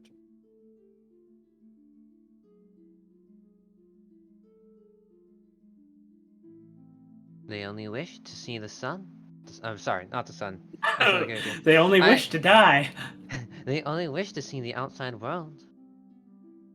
But in their rage towards the ones who oppressed them in the first stage, they lash out, wishing to take this island entirely for themselves. And they have killed a lot of innocent people who committed no harm to them. They were simply in the wrong place at the wrong time. I understand the anger and rage that those mountain folk must feel. They were brutalized. They were kept in conditions no living being should have ever been kept in. And they are rightfully angry. They deserve to feel that anger and rage. But the ones who committed those acts are long dead. These people are their descendants and are innocent of their crimes. They do not deserve to suffer for this. But neither are the mountain folk necessarily wrong about seeking restitution for what they believe was done to them. Thus, I simply create this measure as a safety device until such time as peace could be found, to ensure that one side would not slaughter the other. Then I think we started stepping on Jaffa the path says, towards as this. much as I would love to fence philosophy with you, thou actual lives in danger.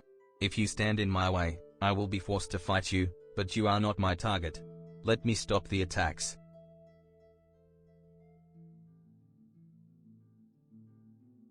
Sark's gonna leave and go, basically gonna Jaffa go says, and those who talk are to truly the other innocent dude. will be spared.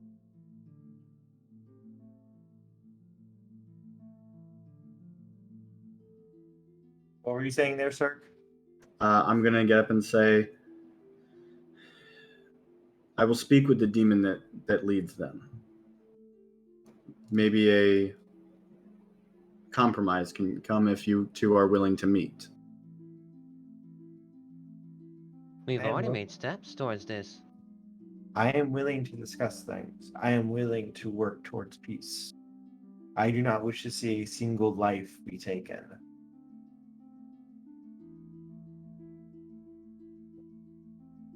And I do not wish to harm or fight any of you either.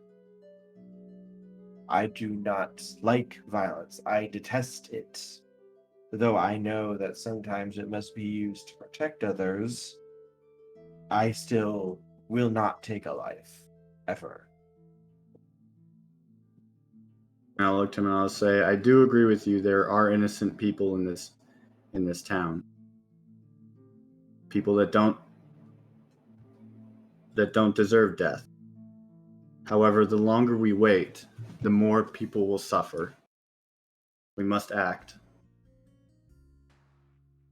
We must find a solution. And thus I will see if the demon that leads them will meet.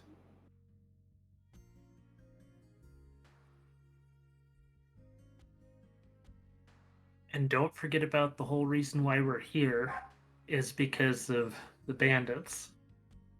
Yes, the mercenaries.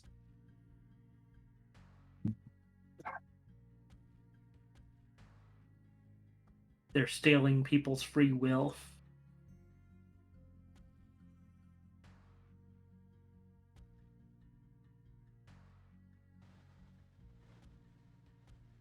All right.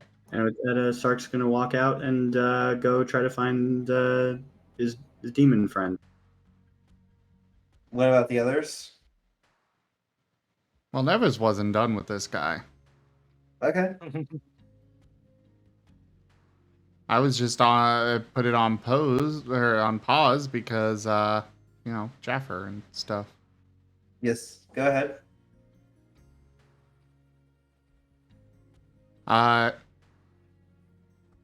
And out of character here, Nevis's soldiers have never killed anyone.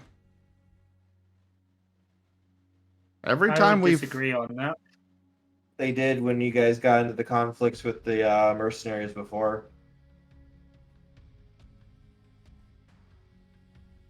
When he told them to disable, not kill. Oh, that's fair. So 1 second, I'll be right back. I just 1 minute. I'll be right back. Okay. When are you saying that Nevis's soldiers killed people, Toshime? During the siege of the city. Nevis and his soldiers never actually got a chance to act until, you guys already routed them.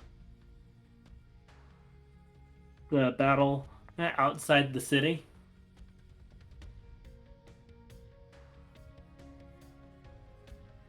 The battle outside the city? The one where the beast folk actually didn't get involved in the fight.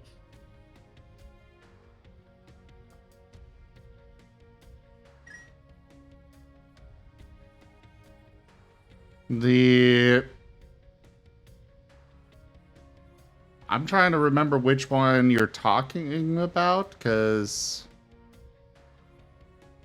there was a battle inside the city where they came in under the walls. That was after the one I'm talking about.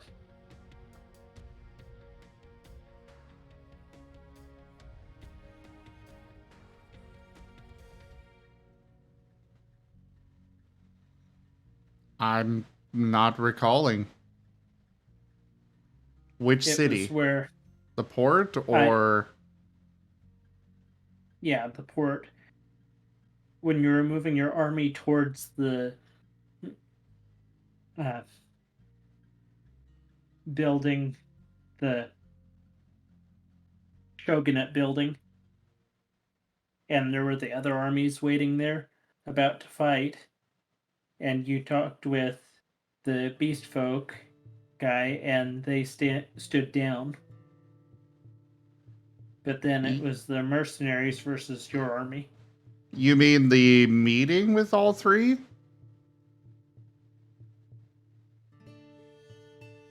The one where all three groups met?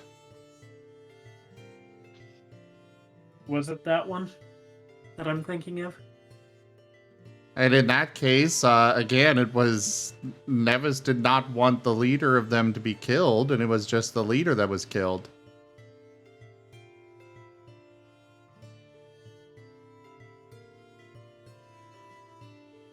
Nevis has threatened death, absolutely, but he's never actually killed anybody, nor has his soldiers. It's always been somebody else that goes in and he's like, no, I did not want them. Oh, never mind.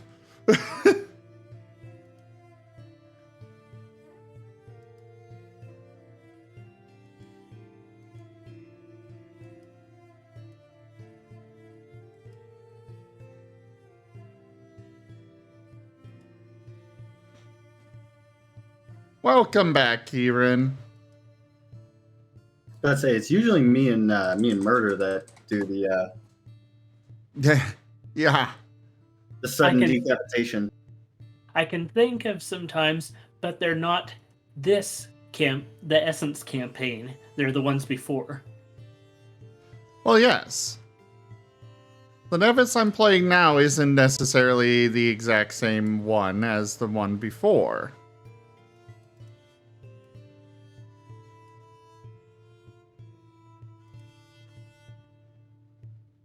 But in this campaign, Nevis has not actually killed anyone.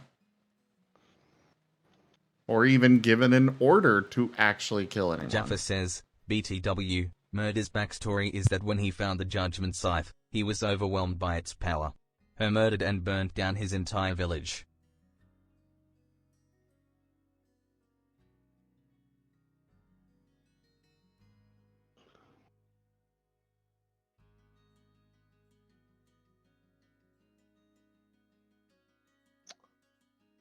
I see.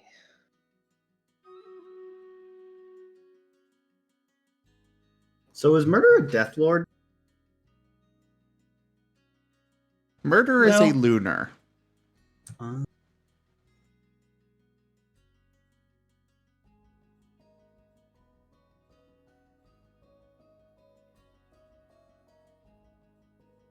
Hey, Werny. I think Werny fell Right. asleep.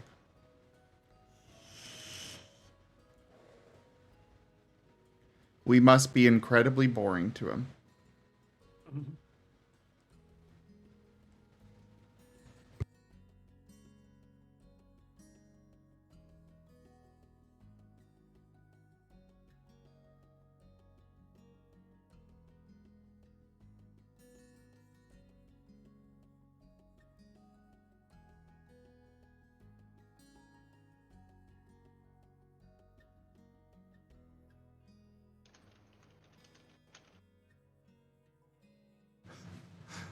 I'm sure he stepped away or something. But, I do look forward to Nevis actually getting to fight at some point, but even then, it probably won't be to the death. He does not want to kill people.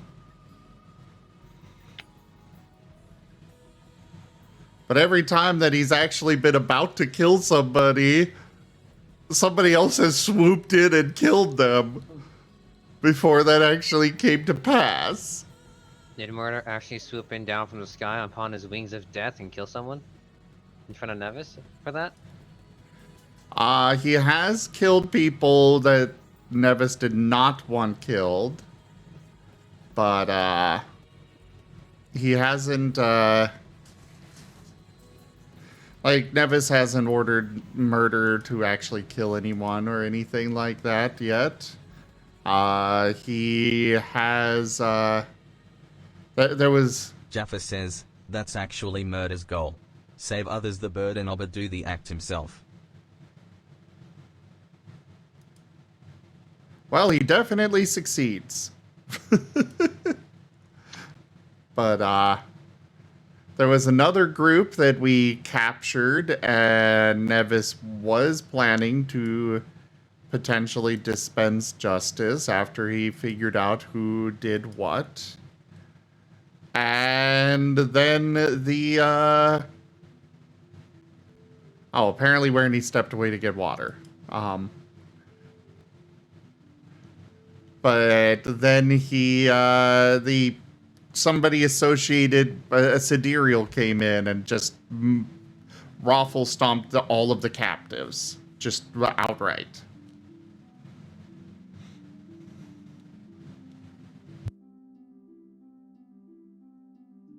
And then there's me, who in my backstory killed slaves.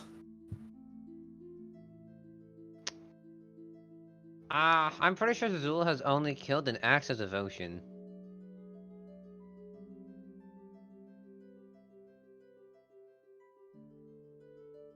I'd be surprised if Azul has even done it then. It's probably once or twice. Probably, I don't know.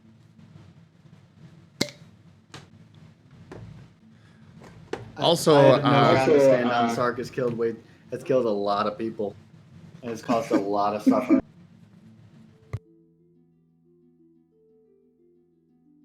Are you gonna say something, Zim?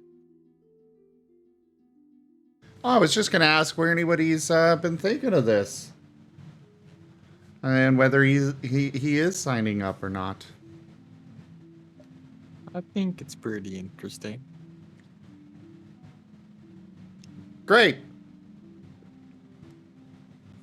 You start next Friday. Make sure you get with Kerr to get your character made, and welcome aboard. And get with Mary for your art. I'll get with me to get with Mary for the art, but yes. Yeah, Anyway, I had to whatever I jot decide down. on doing. I had jot down a one other question that might have been eventually asked. The thing was, you must know, we've already set down on our paths. Why must you change us? We are who we are and no one else.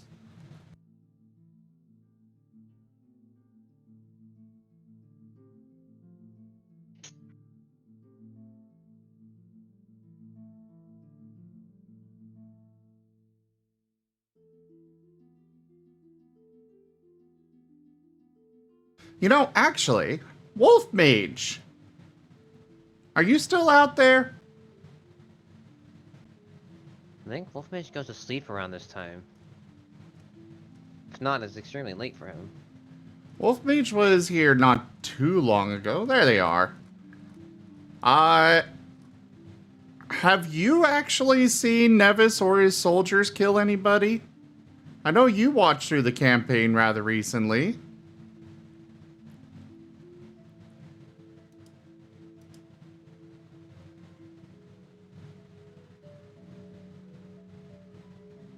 Alright. Wolf Mage says no, he has not.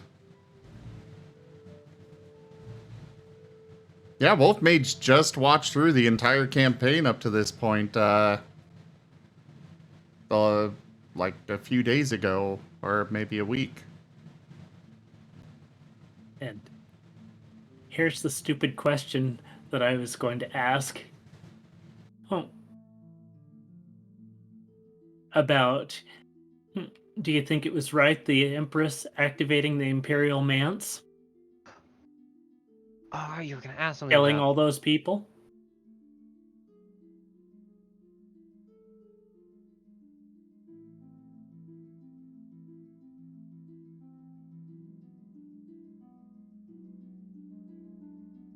Because if that's a no, that's a really sacrilegious thing right now.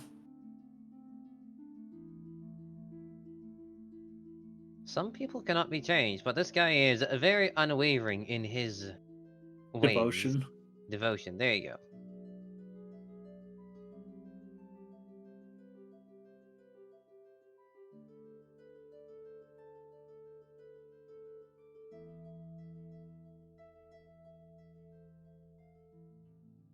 I will be right back.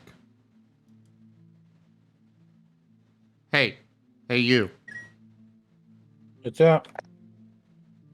Just want you to know that you're awesome. Why, thank you. And cute. Why, thank you. You guys Hi. been in there for a while. You about wrapping up for the evening? Probably not. We still got another hour. Oh, okay. Well, don't mind me then. I just wanted to pop in, say hi and stuff. We're on a small break. Hello. Hello. I'm just doing paperwork right now. I'm wrapping up and, well, trying to do an MHE. Ah, speaking Before of a 12 cute... o'clock.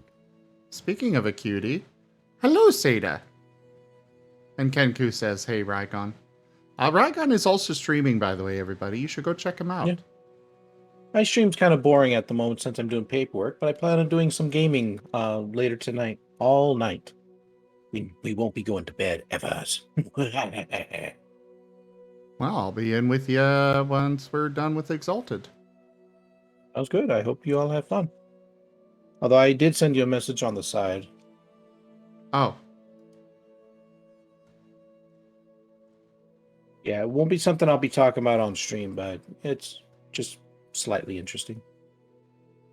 Okay, I'll poke you there. Sounds good. But hey, Seda. I'll be back later. Sounds good. Have fun with your game. Alright, I'm back. The source... Images of what happened here before are played within the past decade.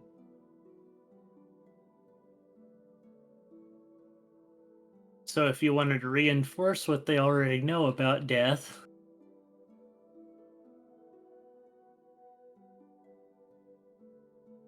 Actually, I might be able to get information about it, based on when the guy in the white robe showed up or when the merc showed up.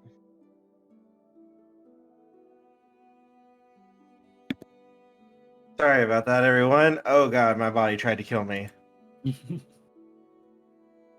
and Zool forgot they had spells, so I just needed to remind him while you were gone.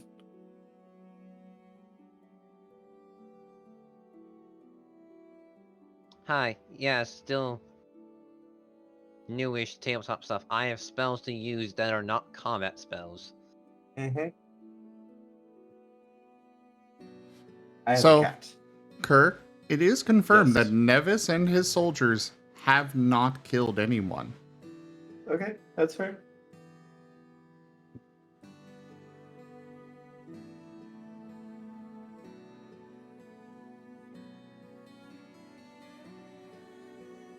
So, how does that change this guy's opinion?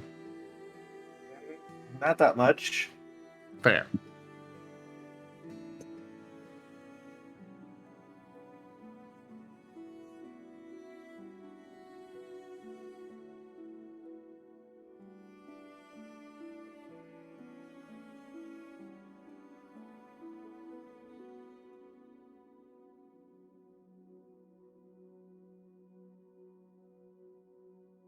But yes, what would you like to say to him? I believe that we left off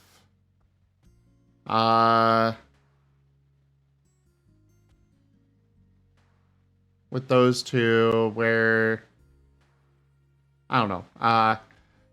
Nevis is just going to say, I have not killed anyone, nor given the order to.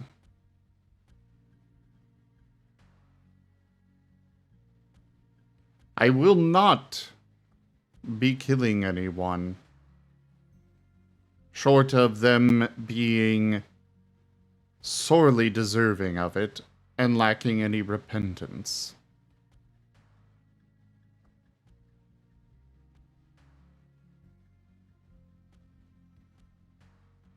He nods his head slightly. And yet, I believe that even the darkest soul can find redemption if one works hard enough towards it.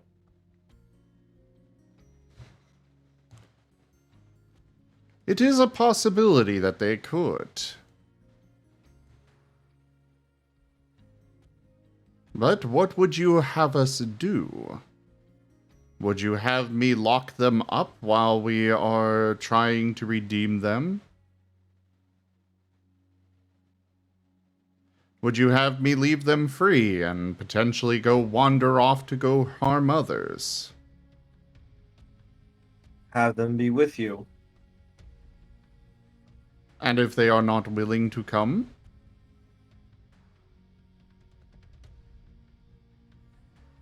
Then ensure that they stay with you so that they cannot cause harm to others. It is not So lock them up. necessarily lock them up so much as make sure that they have to travel with you. Enforce will. Wolfmage does bring up a good point there. Technically, they did kill undead. In that case, you're doing the good work there. Yeah. Most undead don't have actual minds and such. They just seek out the living to kill them. Yeah. It is not necessarily the best thing to do. Enforcing your will upon others is not something that should be done. However, when the option is them causing pain to others and killing others versus being kept safe, no harm coming to them, and no harm coming to their would-be victims if they were allowed to remain free, and seeking to help them become better, I believe that is the only just option.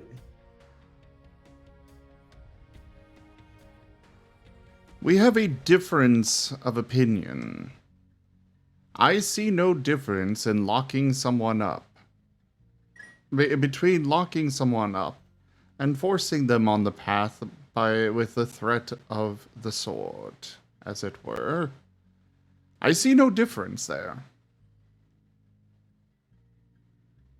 I believe that redemption must be chosen, and that it must be found, or possibly shown to another. It cannot be forced. Otherwise, that is merely capitulation rather than true acceptance. And not everyone is willing to accept that. Not everyone is willing to seek that redemption. He does You smile say- at that, though. We are exalted, though. We are quite good at doing what others would consider to be impossible on a regular basis. Oh, yes. And I have done so multiple times. But I will not stay my blade if even I am unable to bring them about. Nevis, could I demonstrate something to you? He'll wave his hand in acquiescence.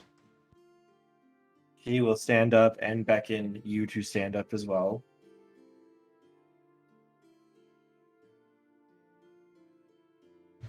Nevis will do so. I wish to seek your permission to strike you once. I will not cause damage to you, but I wish to seek your permission before you to show you what I mean with what I say.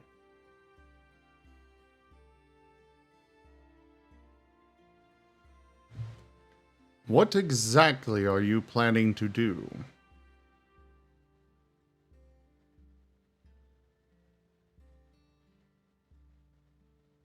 I wish to show you the world. Shining, shimmering splendor. I swear, if Glauco just says that, just muttering while drinking tea, that would be hilarious.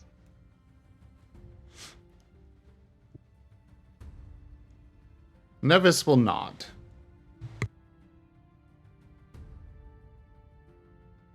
He will nod back and take a breath before assuming a stance.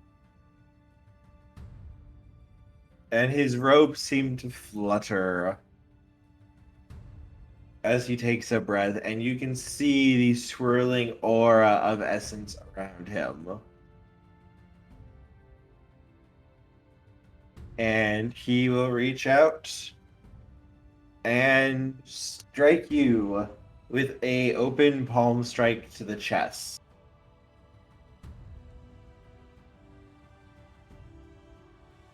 Nevis, as his hand touches you and strikes you, it doesn't hurt, as you're basically thrown off your feet and knocked onto your back. But rather... Hold up. I did What? not agree to that. Yes, you did. No damage would befall you. I did not agree to being thrown back.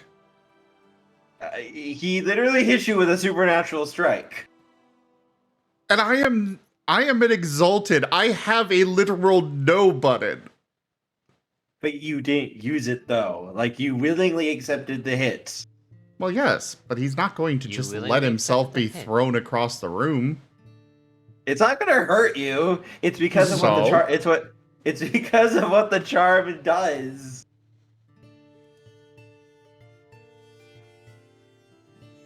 he still is not going to let himself be thrown across the room.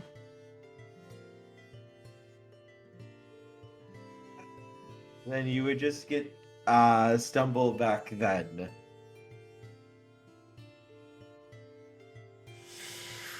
As I'm still not Nevis- sure if I accept that, but You did agree to terms. There was no I agreed to physical be damage. struck. I did not agree to being thrown across the room. You were struck with no physical damage. That is within the things. There are loopholes. in It's a everything. matter of pride. And pride comes before the fall, and you fell. He did not fall. At least not without a roll. You sure you want to roll? This would be considered willingly failing your dodge roll, which is why he asked you. Well, yes. He'll fail his dodge roll. Does not mean that he still has, his integrity and his mannerism to maintain his footing and position. Okay, question to Nevis. Nevis, what kind of strike are you expecting? A light one or a heavy one? He was expecting Nevis. heavy. Nevis, do you have a charm that allows you to keep your footing perfectly?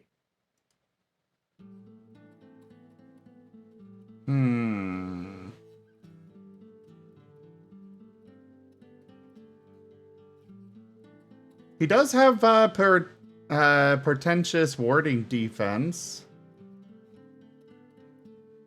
He can add attribute plus close combat to defense against an attack. No, that won't work.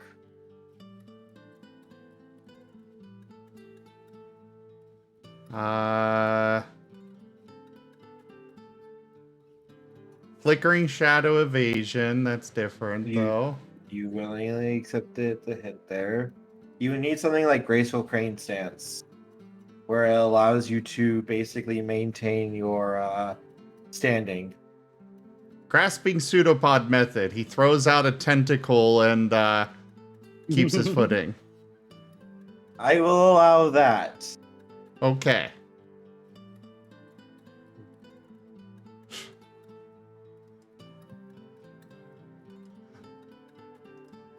I sense a lot of pride in Nevis. What have I given to suggest that Nevis is not prideful?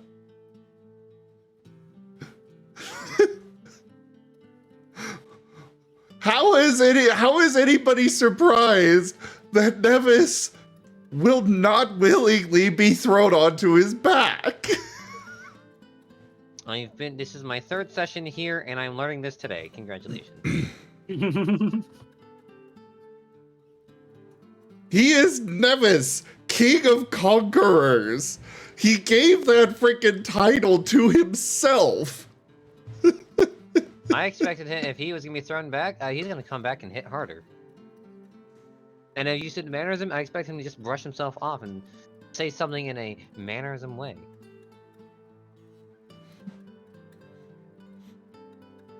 Either way, we have established how it's going down. He just launches out a tentacle as like a tripod thing, and there we go.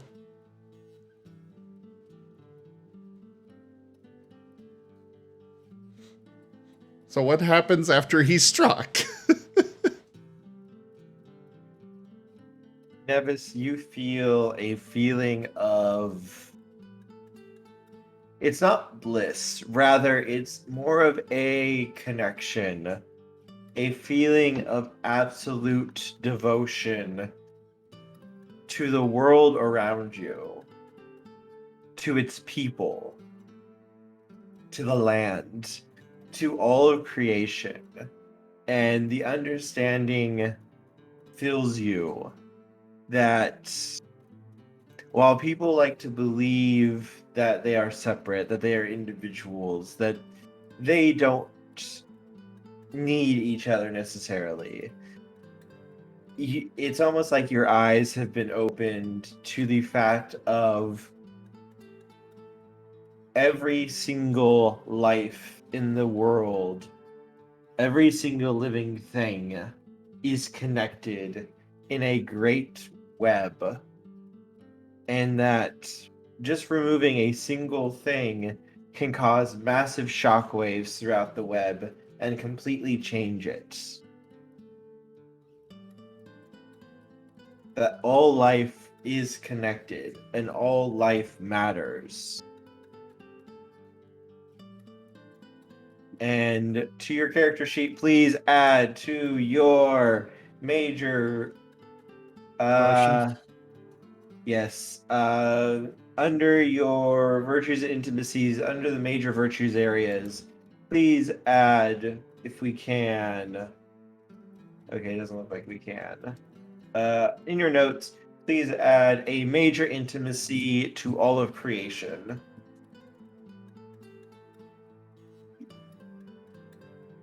He hasn't already had that? Nope.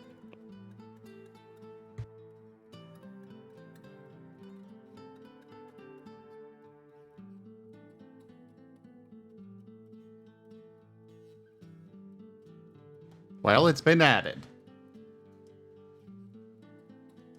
As your eyes have been opened. And the other reason you don't get a defining tie is because defining ties don't exist in this version.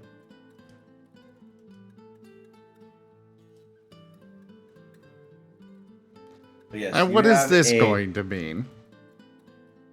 You now have a major tie of love towards creation right now, which can be affected when anyone brings it up, or it can be used to strengthen your roles or resist other people trying to tell you what to do if it would go against it. Ah. But it is a defining choice now for you. Like, this is going to be like a major thing you base your life around. Just like you being the King of Conquerors is one of the things you base your life around. King of Conquerors, champion of creation. Doesn't have that bad of a ring to it. I mean, he's already basically been going for that.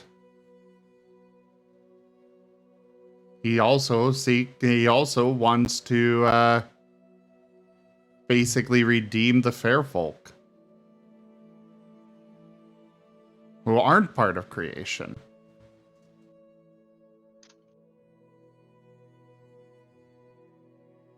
Now it's just probably more major than you originally wanted it to be.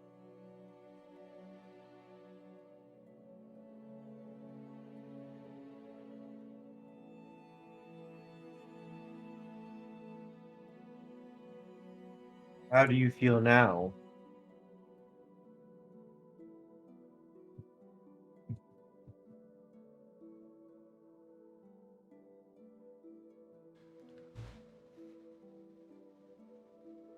Little different than I did before.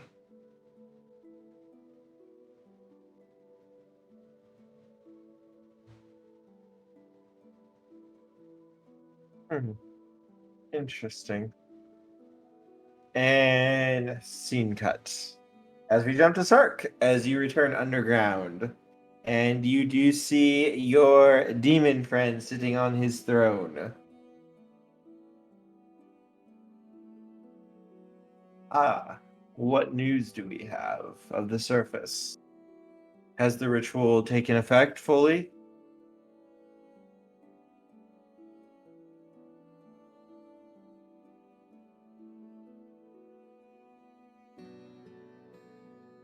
Is Sark there? This would be Sark making his way there, yes. This would be him arriving. Sark at his computer. Yeah, that's what I mean. Is Sark the player there? Is Kurama at his computer?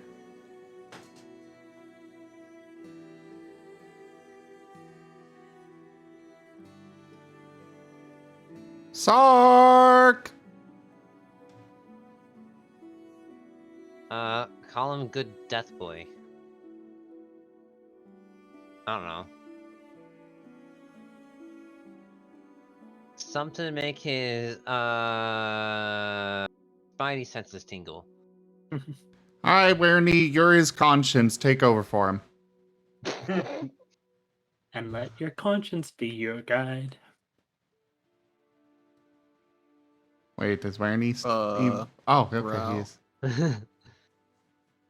Yeah, take over. What was Sark doing?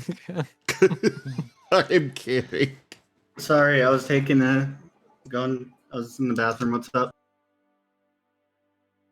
You have made it back underground to the demon's lair, and he is currently sitting on his throne. Ah, welcome back. Tell me, is the veil in place? Is all ready for my children to return? There's a city that's emanating light, essence, the center of a temple. Apparently, it's superpowering the buildings that are emanating a light.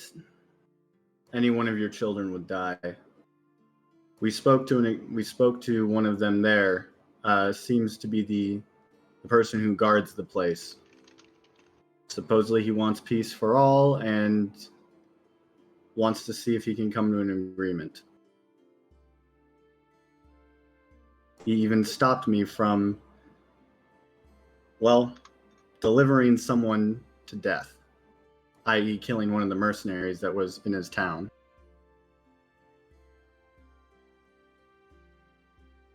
That city lies directly outside and won't permit any of your people to escape,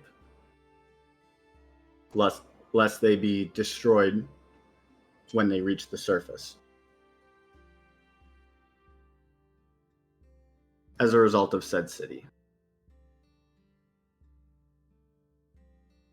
We've tried going back and forth with him, but there doesn't seem to be much in the way of peaceful negotiations, as he won't let the defenses he constructed, he basically won't let them, he won't take them down, because if he does, then he's afraid that your people will slaughter a bunch of innocents. That's fair, I suppose. I suggested a meeting.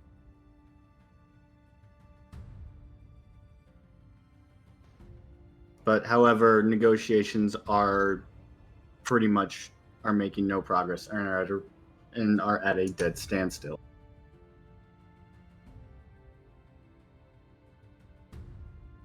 My personal opinion is there's not going to be any progress until either you talk to him or we destroy his defenses and or kill him in the process. I have no qualms with him, nor do I see any need for him to die. I would be willing to perhaps meet with him and speak to him. Well, he's at his temple right now.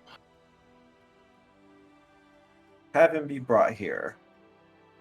I think he's tried coming here many times. Best if we go up there. I was not around when he visited before. My children only recently summoned me.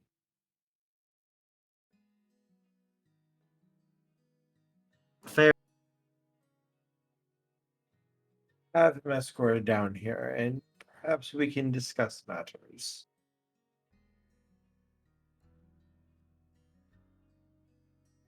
Do I have any way to psychically tell Nevis that? Nope. All right. Well, I don't want to do any more running, so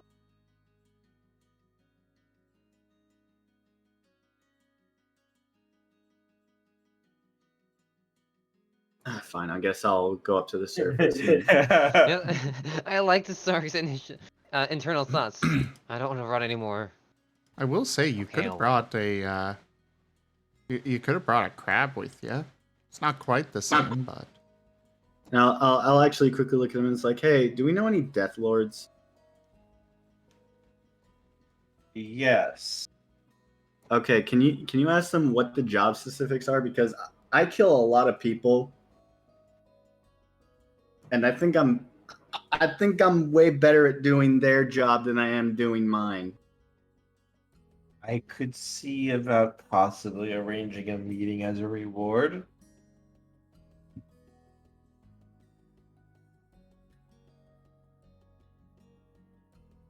Like, I know we topple tyrants, but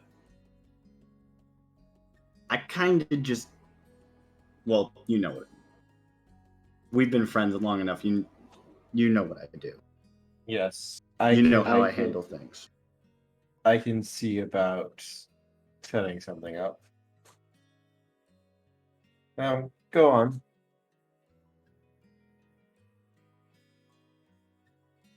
Go and bring him here. Okay, but not because you told me to, because honestly, I don't want to watch Nevis continue to argue back and forth with this dude. It's not going anywhere. He's not wrong. Jumping back over to Nevis and everybody, as you guys are in the middle of your discussions, Craverius is with you, yes, Nevis, if I remember correctly? Hmm. No. Did he get teleported with us? Yes. That was last session confirmed because we were able to tell the crew about that last time. Yes, that's what I thought. I just wanted to double check. Nevis, Craverius is poking at you.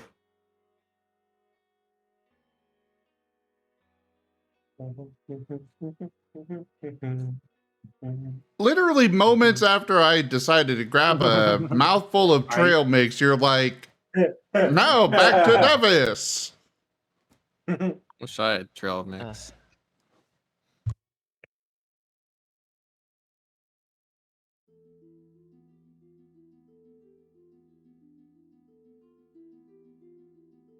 Okay. What is right? Poking at Nevis. Yes. Yes, Craberius. Nevis, they've arrived. Who has arrived?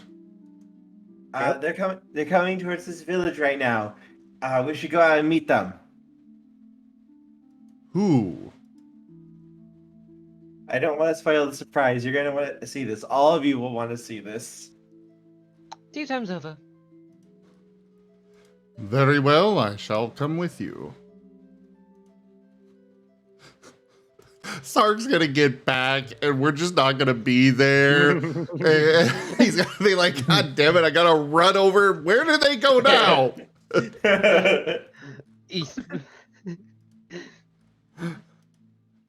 I imagine Sark's probably gonna come through like a window or something like, alright guys, I'm here. Where they are? Oh fuck. So as you guys step outside the village walls, approaching you under the glimmer of sunlight is in a lot of crabs. And they're marching in formation, it looks like. They have little shells on them. Like, they're actually, like, wearing little shells on their heads. And they have little sticks and what look to be shields made of shell as well. And there's dozens, there's hundreds of them marching together.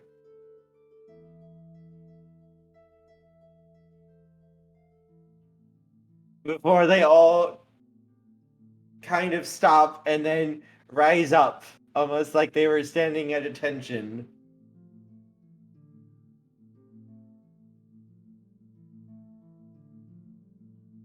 So Nevis's crab army has grown?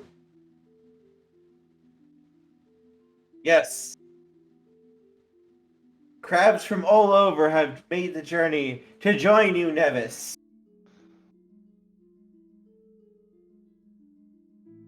They are the greatest battle crabs in creation.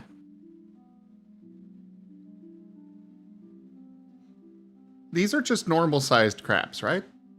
Yep. Okay. Okay.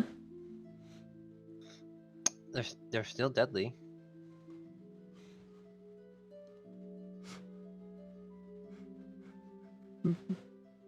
In a way, I suppose. They're still deadly. Imagine a crab with a knife, and if someone just doesn't know what to do with it, it's like, put the knife away. They have sticks. And Yeah, little shell shields. They don't have. It's adorable, but at the same time, it's like, how are they actually going to be effective in combat?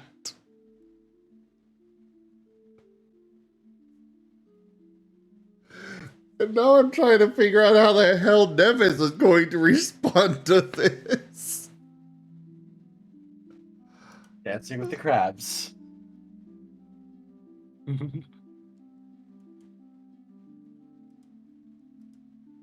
We have at least 2,000 of the finest battle crabs in all the Western Oceans.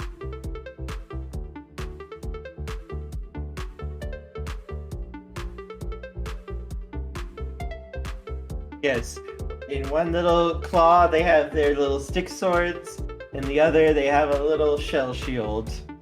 And they have little shell hats on their heads and along their legs for extra protection. They are the battle crabs. Very good.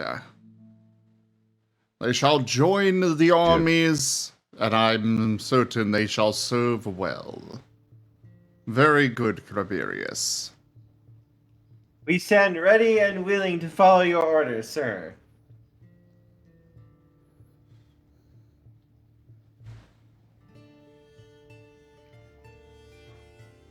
Very, very good.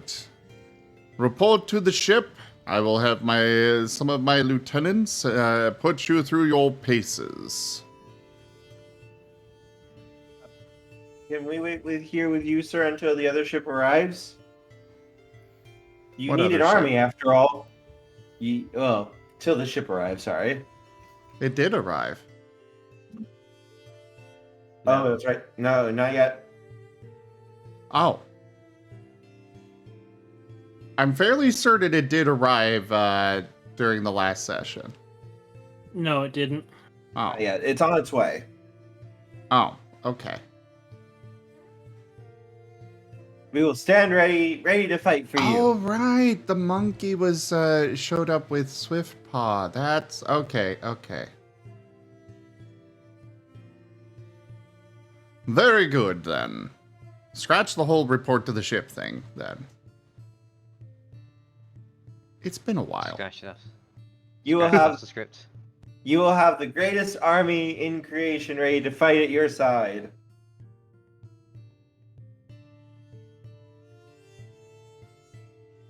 And our enemies shall fear us.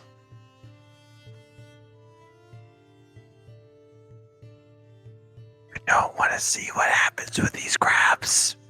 I totally didn't stack them out already. You don't really want to fight Craberius. Craberius is good friend. He is crab friend. You don't want to see what his army looks like. It looks like crabs. Why did it have to be crabs? Prepare to see the glory of the King of Crabs. Yes, It's about at this moment that Sark arrives. Sark, you see Nevis in front of what looks to be a couple thousand crabs. They have little shells on their heads, and they have little sticks and little shell shields and armor. It's kind of adorable.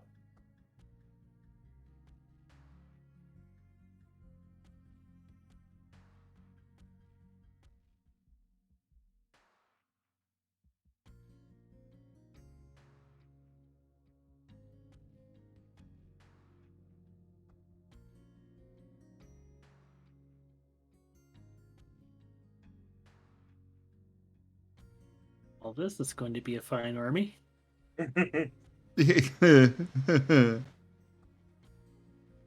So, Sark, any thoughts? Oh, Sock's back. I don't know what to think anymore.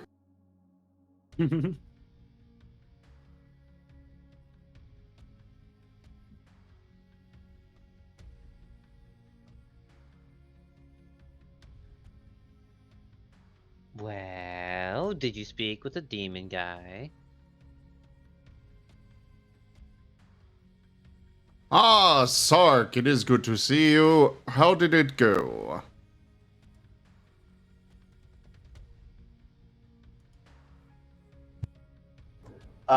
Well, I talked to my buddy, and he's willing to talk. He said just bring the Watcher here to his lair, and they will start peace negotiations.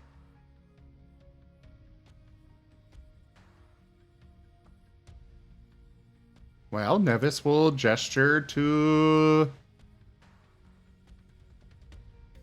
whatever his face was. The Watcher. Dawn. Don will nod. I am more than willing to attempt to do this. Please, lead the way.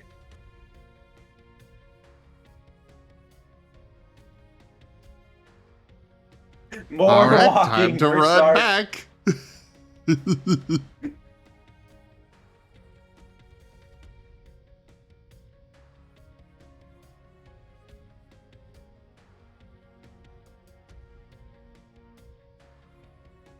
Does anybody remember what this is a god of? It's a demon.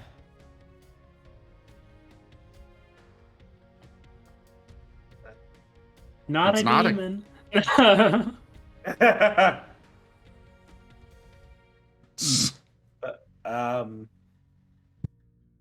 As you guys make your way back, I think this is a good stopping point for now because I need to go run to use the bathroom again in a minute because my body is hating me and I might be there for a little bit. And I don't know if I'll make it back in time before session's going to be close to end. Also, Nevis, please add to your character sheet another army 5. Crab Am I Army combining that with the existing one dot army or? No, this is an entirely different army. Oh, jeez. Hey, what? You're having a lot of armies, sir. Yes, That's what yes, he I wanted. am. That's what he wanted. Yeah, this army is going to be special, and I am going to be very excited to see your face when you actually get to see this army do something. If I ever do. You will. You will. 20 sessions later, and Zim finally gets to use his crab army. I mean, so far, Nevis hasn't gotten to do any fighting. Well, not much, but it's always been done by others. You're welcome. You don't even have to lift a paw. Alright. I do need to get going in a second, though. My body is not liking me, and I'm trying to hold back because I want to make sure I have at least 15 Okay. games. Quickly, let's go through. What did you like? What did you do? What do you think could be improved? We'll start with Zool. What I liked. I Quickly. liked how We were able to come across something. Sark was able to act really cool, and he's also coming across something that's kind of similar to us and kind of what we're doing. What I dislike this guy. He punched Nevis. Not And I what knew you he would do. dislike, what you feel could be improved. I don't know. I don't know. I don't know. All right, Sark. And Jaffer, write yours out and get it ready.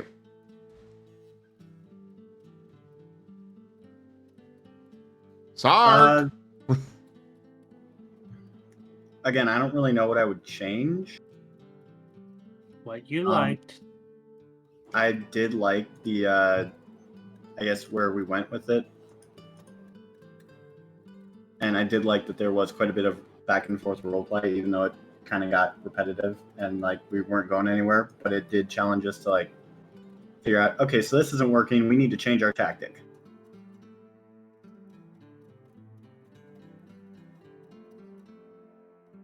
All right, Toshime. I like the tea session. Everyone can have tea. Yes, Uncle Ro.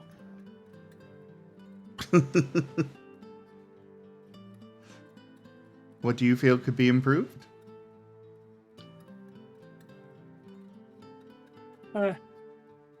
Just a little bit more from me interacting. Okay. Werny, But what that's did more you? my fault. That's fair. Werny, what did you like? What do you feel could be improved? I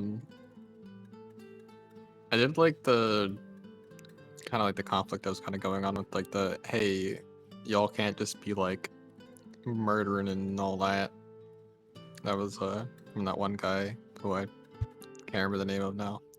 You like that?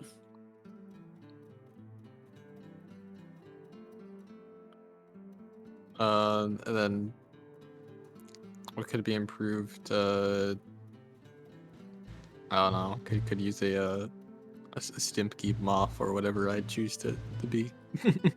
So you are indeed joining? Not gonna give 100% answer yet, but likely.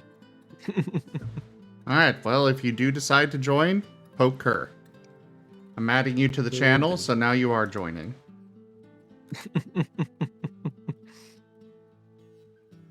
For me, I really liked the interactions there. I will say, like, the interactions definitely felt like they were much more targeted towards towards Sark and Nevis. So it would be a little nice to have a bit more variety there, kind of like with the werewolf, but otherwise, I still really enjoyed the session. I felt like it was very well done. Vast improvement compared to previous.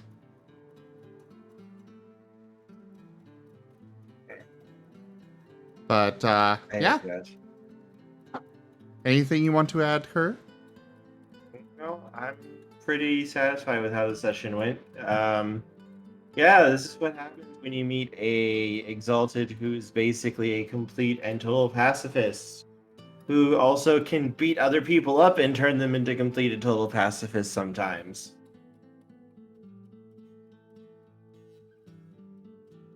Yeah. Oh, I am kind of not like y'all's vibe.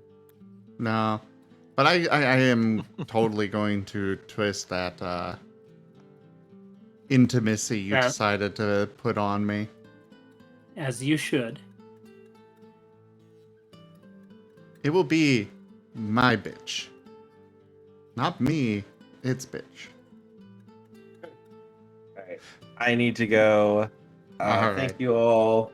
I hope you guys all liked it. And I'm glad I got to introduce the Magic Crab Army. I mean, what?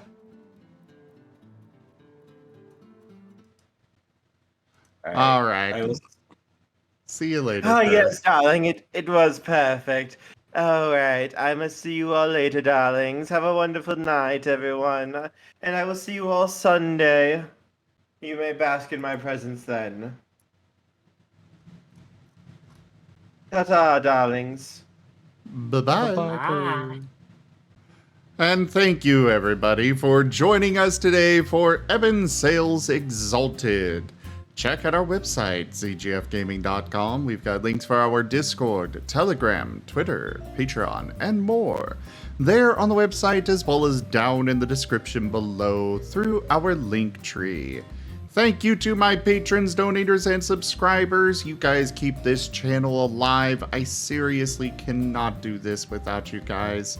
Thank you especially Toshime and Weirney for those tips today. I seriously cannot, I can't do this without that support. And without all of you coming by and hanging out with me, so thank you. Consider becoming a patron yourself over at patreon.com/ZGFgaming. It is one of the best ways to support the channel, though you can also do so by using our Humble Bundle partner link, sending treats during our stream with Treat Stream, and by simply sharing the stream around. But for now, thank you for joining, and I bid you all the most fondest adieu. Ah. Oh boy. Pop-Tarts. You're still on Pop-Tarts? Nobody brought it up for the funnies enjoy. Ah.